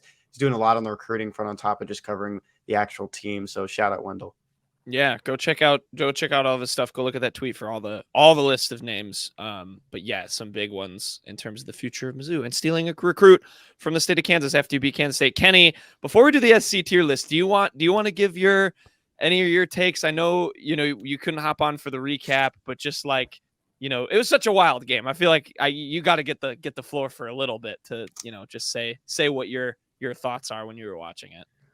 Yeah, I mean everything that we brought up mainly on that preview came true. I mean, we were wanting explosive plays. We wanted turnovers. We talked about how Chris Abrams-Strain didn't have an interception yet. He gets an interception. Explosive plays down the field, that first touchdown.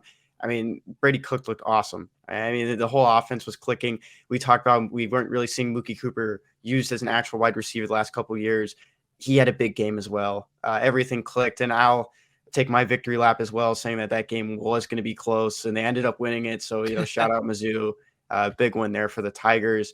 I love the coping. That's one of my favorite things from these Kansas State fans.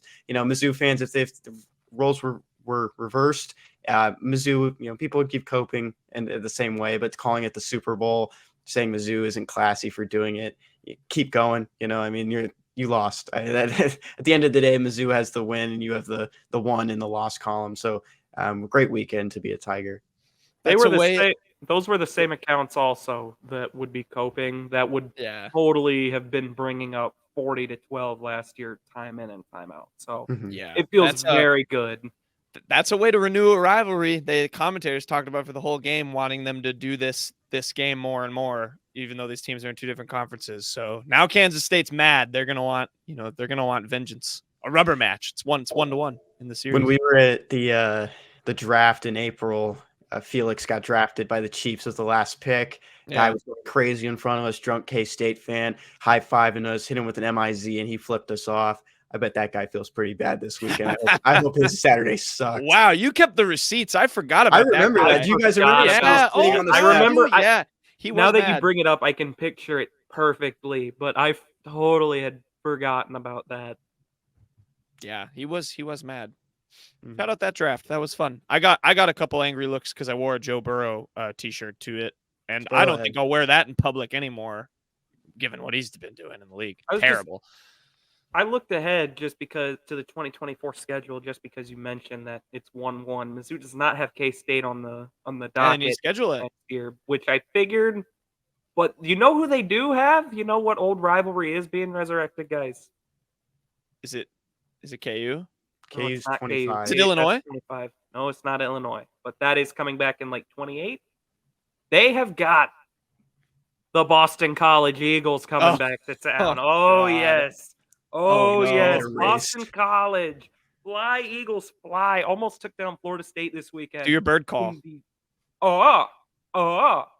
And in just the most miserable out-of-conference game I've ever seen. That was terrible. Being resurrected. Terrible. Thank you, God. I'm so excited to watch them play Boston College again. We really need to play Boston College. Yeah, that was Get tough. out of it, DRF. You brought that game up when we were talking about Mevis because he made the field goal to send to overtime. And then what happened? We don't have to. We don't have to get into it. All right, let's do the SEC tier list. It was an interesting week 3 in the SEC. Obviously, Mizzou, kind of, I guess, officially in the rankings got usurped for the biggest upset by Florida beating Tennessee. But we'll start at the top, the tier that has remained unchanged because this team is still thriving. Georgia, the Georgia tier, remains the Georgia Bulldogs, beating South Carolina 24-14. Closer game though than maybe we might have expected. And then South Carolina, we have a new tier that we're starting not for them, but it's going to be 4 teams opponents of Georgia going forward. But what are your thoughts on the Dogs? It was 14-3 half South Carolina, and then Georgia. I mean, it was 21-0 second half margin. It should have been worse than that. I mean, South Carolina did not belong in that second half. I mean, their offense was so out of sync. South Carolina's O-line is just a disaster. And that's a good sign if you're Mizzou, but not a great sign for Mizzou that Georgia looked that good in the second half. Carson Beck especially. It's my Martez Manuel impression if you want to go on YouTube and watch me do it. It's the sandstorm. There you go. Yeah, so Georgia's staying up there. And then South Carolina, I guess we could just do this tier now, and we'll get to where it's placed in the list. But we're going to make a tier for opponents of Georgia, I'd say, until they lose. I'm going to call it the On to Cincinnati tier, of course, from the clip from New England Patriots coach Bill Belichick after a loss. Every question someone asked him, he just said, on to Cincinnati. I think that's how teams should look at it when they play Georgia. You know, you go in there, get stomped out by the Bulldogs. It's on to Cincinnati. It's on to your next game. Bounce back next week. But you bury the tape, get rid of this game, just scratch it off your memory. So that's the tier until Georgia loses. And South Carolina's in that tier this week because they did put up a fight, like Peyton said. They did. Shout out to Shane Beamer for not blaming chain gangs. Yeah. This time. Yeah, they weren't getting a hot dog this game. Next tier, we're calling this the so good they got fined tier. And yeah, we're patting ourselves on the back a little bit. We're putting the Missouri Tigers in the tier right below Georgia. I mean, we've talked about it. You've now listened to an hour of me and Peyton talking about it before this game. That was freaking awesome. And they stormed the field. They got fined. Desiree Reed-Francois, the GOAT athletic director, is going to pay for it. They'll be back in dog water when they lose to Memphis, so don't worry. There you go. Are you guys jealous? I was pretty jealous. Yes, I was very jealous. Oh, I was really jealous. Even though jealous. I wasn't a fan last year and I wouldn't even have been a part of it. I mean, I was like feeling like you guys were probably like on cloud nine during that Georgia game until the end, and probably like the same feeling, but this time you actually had the climax. So I would have blacked out in excitement. Yeah, it was awesome. It was so cool to see the sea of yellow. All the videos, the Luther Burden video he talked about was great. So good they got fined. Mizzou. Next, winner tier, 3 teams: Ole Miss, LSU, and Florida. We should start there. The Gators upsetting the number 11 ranked Vols in Death Valley. Graham Mertz, we don't owe him an apology. He's still bad. We'll get to him later. But the Gators got it done, boys. And LSU definitely took care of business against Mississippi State. Ole Miss, who did they beat? I don't remember. Wake Forest, Georgia Tech. 48-23. You guys can't talk about this. No. I said Florida was back last week. I said they should be in the we're back category. You guys said no. I knew that they were bouncing back. Dan Mullen said on the ESPN broadcast before the game started he was taking Tennessee, but he said when he was the head coach of Florida and Mississippi State, he was 7-0 combined with those two as the head coach of those two teams. But he went with Tennessee. Tennessee can't win in the swamp foot. Florida is the winners, and they were back. And I'm gonna sit on my throne right now. I'm sitting on my throne. I'm sitting above you guys right now. If you go on the YouTube, you can see it. And way to be cropped out of frame, dude. I was right. That's all I gotta say. I was right. Kenny spells throne THROWN, by the way. That's the way you spell it. That's the way you spell it. Not in the context you're using it. But that's one of the ways you spell it. Nope. Not in this instant. But no, Kenny was right, I guess. It ticked me off a little because, for one, Graham Mertz did nothing this game. I mean, they were so scared to let him throw the ball in the second half when they had a big lead. They literally were letting Trevor Etienne eat Tennessee alive. And Tennessee, I mean, they started to come back late. Joe Milton is a problem, man. He is not in a good way. I mean, he throws the ball like he needs to throw it 1,000 miles per hour every single play. But he can throw it out of the stadium, Peyton. No sense of accuracy. It looks messy right now for Tennessee. And I don't know how they can really fix it. I mean, this was the worst, third least amount of points for Tennessee in the Heupel era. This is his third year, obviously. So Mizzou should not. I can't say Mizzou will be able to just roll Florida like I was expecting anymore. I still don't think Florida's all that, though. But we'll see. Maybe I'm wrong. Two things here. Max was pretty high on Florida when we were not. Like, we were not at all. We thought they would be the bottom of the East, but he was pretty high on them. Second thing, you guys, I went to Gainesville last year. I know I talk a lot about Auburn. If you get, behind the traffic that's in Gainesville in that small town, it blows. Like, that is one of the worst things is the traffic in Gainesville. If you get past that, you guys need to go to that stadium once in your life just to see the Tom Petty when they sing the song. It's unbelievable. I mean, it's one of the best atmospheres in college football. Especially, I didn't go at night, but watching it at night, I got chills watching it and kind of took me back. It's a great atmosphere. I don't doubt that. I've heard nothing but Yeah. great things about the Swamp. Yeah. But I don't like Florida, so I hope they lose Fair. every game.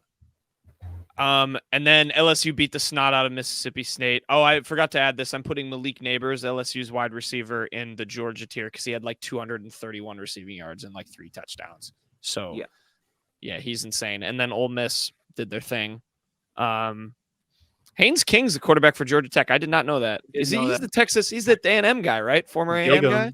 I found that out a couple weeks ago when they were playing somebody, but Ole Miss has looked like the most maybe consistent team in the SEC. Blew out Mercer, got it done against a good Tulane team, and beat down it's a better than people I think expect Georgia Tech team. They've been solid this year, and they've just played tough opponents. But Ole Miss looks good. LSU, I mean, there was a fair amount of buzz that Mississippi State could maybe knock them off this week, but I think Mississippi State is kind of in a transition year, and I would not expect them to make a lot of noise. LSU, I still think, can win the West pretty easily. Next, played Cupcake. We still have that tier because there's still teams kind of doing that. We have Kentucky, Auburn, and A&M. Auburn beat Samford 45-13. Kentucky beat Akron 35-3, and A&M beat UL Monroe. A good UL Monroe team, apparently, according to the guy who was doing the Mizzou game. He mentioned that like a couple times when they were doing the like preview of the games that day. But yeah, they beat them 47-3. So not much. I mean, I'm still underwhelmed by Kentucky's offense. That was a team I thought the world of going into the year. I thought they were going to be a problem. Through 3 games, I have not been impressed for 1 minute.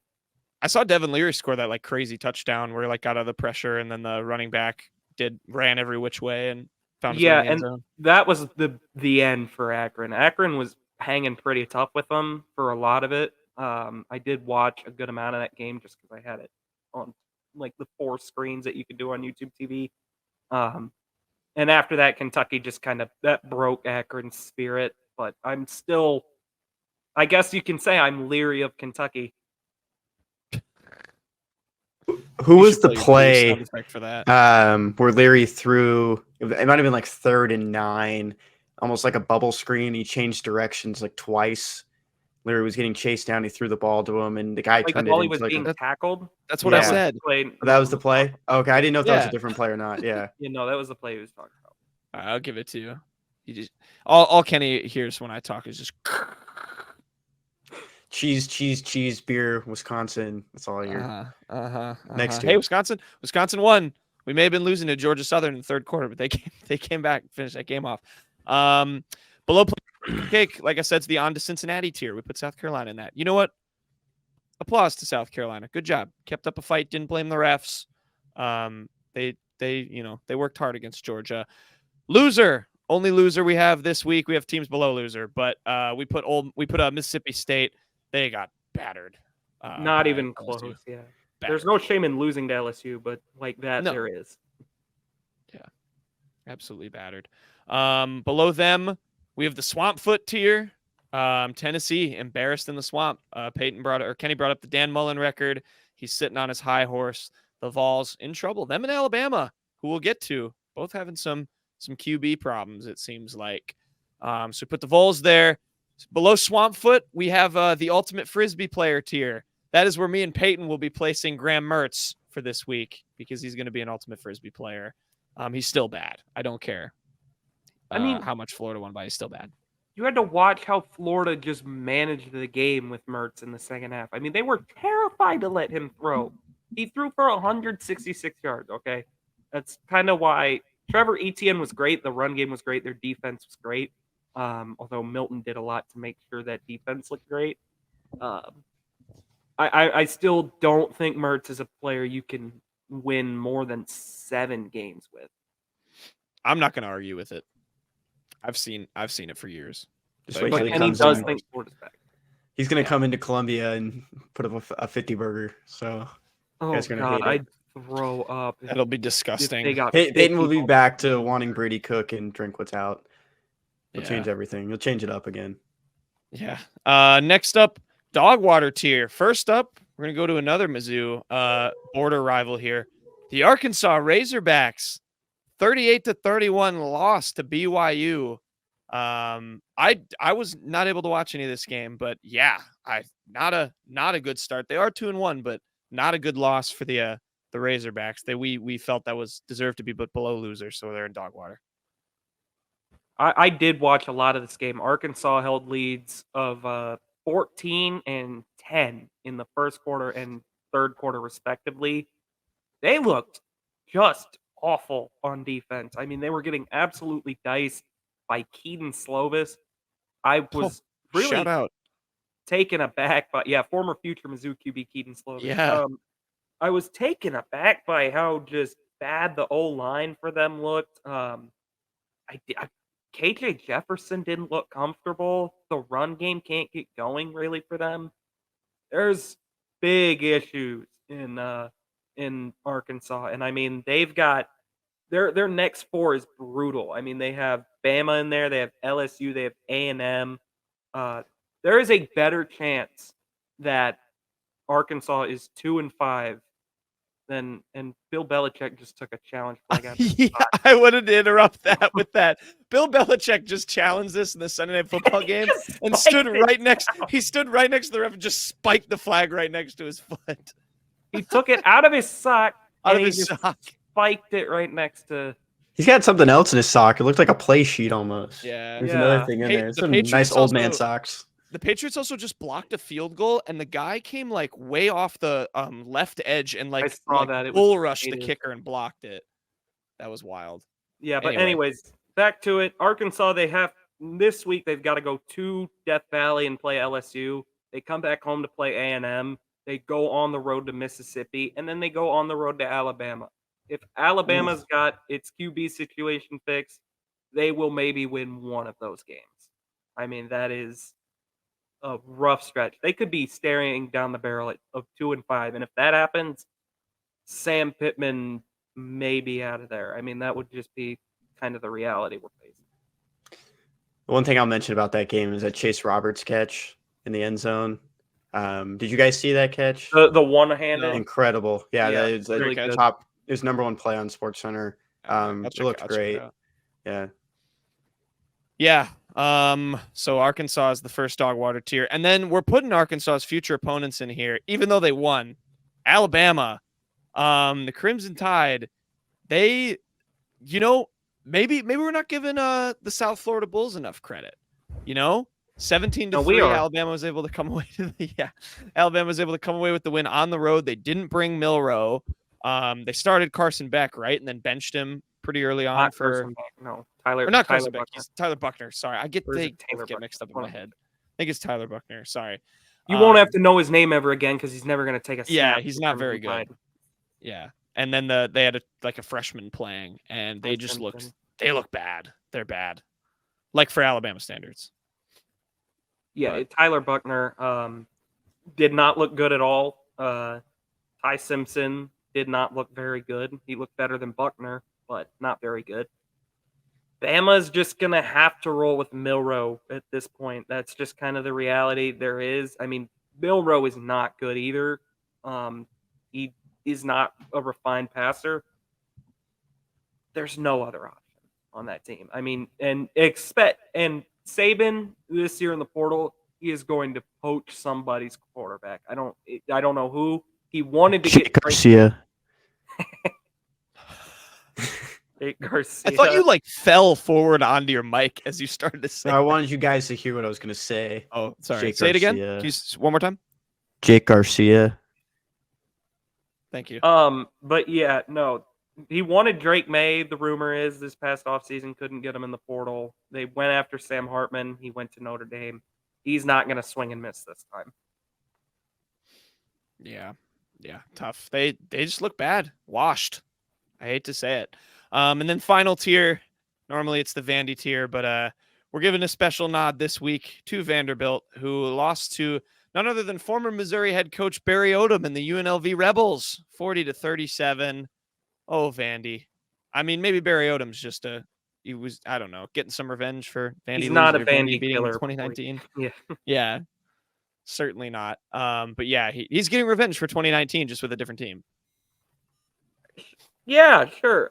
He beat Vanderbilt at UNLV. He had a top 25 roster, and Kelly Bryant couldn't beat him at Mizzou. That's college football for you. But Vanderbilt, it's sad. I thought they were going to be better. I picked them above Florida in my SEC East predictions, and that is not going to happen. They will be last again. I think I got UNLV winning the Mountain West this year. Looking strong right now. They covered against Michigan. They beat up Bryant week 1. Beat an SEC team in week 3. They covered against Michigan? Yeah, because I had the bet you need to bet against Barry Odom, and then Barry Odom covered. Oh, yeah, bet against Barry. What was the line for that? 37 and a half. Yeah, maybe Barry's back. I don't know. Could take that Arkansas job if Sam Pittman gets fired. That would be bad. I don't think. Oh, that would be really bad. The way his tenure ended there was also pretty. Ugh. Yeah, fair. No, I know. Mizzou fans would love it. Yeah, certainly. But yeah, the loss to Barry tier is where Vandy goes in. So there you go. There's the SEC tier list, and there's the show. Hope everyone enjoyed this weekend. I hope everyone on Mizzou's campus had a fun weekend, especially enjoying the win, celebrating the win. It's on to Memphis. It's now Memphis week. We'll be back on Thursday. We'll have a preview of that game in St. Louis. Well, we won't be in St. Louis. The game's in St. Louis, just to clarify. But yeah, we have plenty of fun stuff to come. We'll talk a little NFL. I think after the challenge, by the way, the Patriots just threw an interception. So they did. It was a bad throw from McIntosh. Bill Belichick's a little bit down bad right now. But yeah, we'll be back next week on Thursday for a brand new show for you guys to preview Memphis. So stay tuned for that. Everyone have a fun and safe week. We will see you on Friday.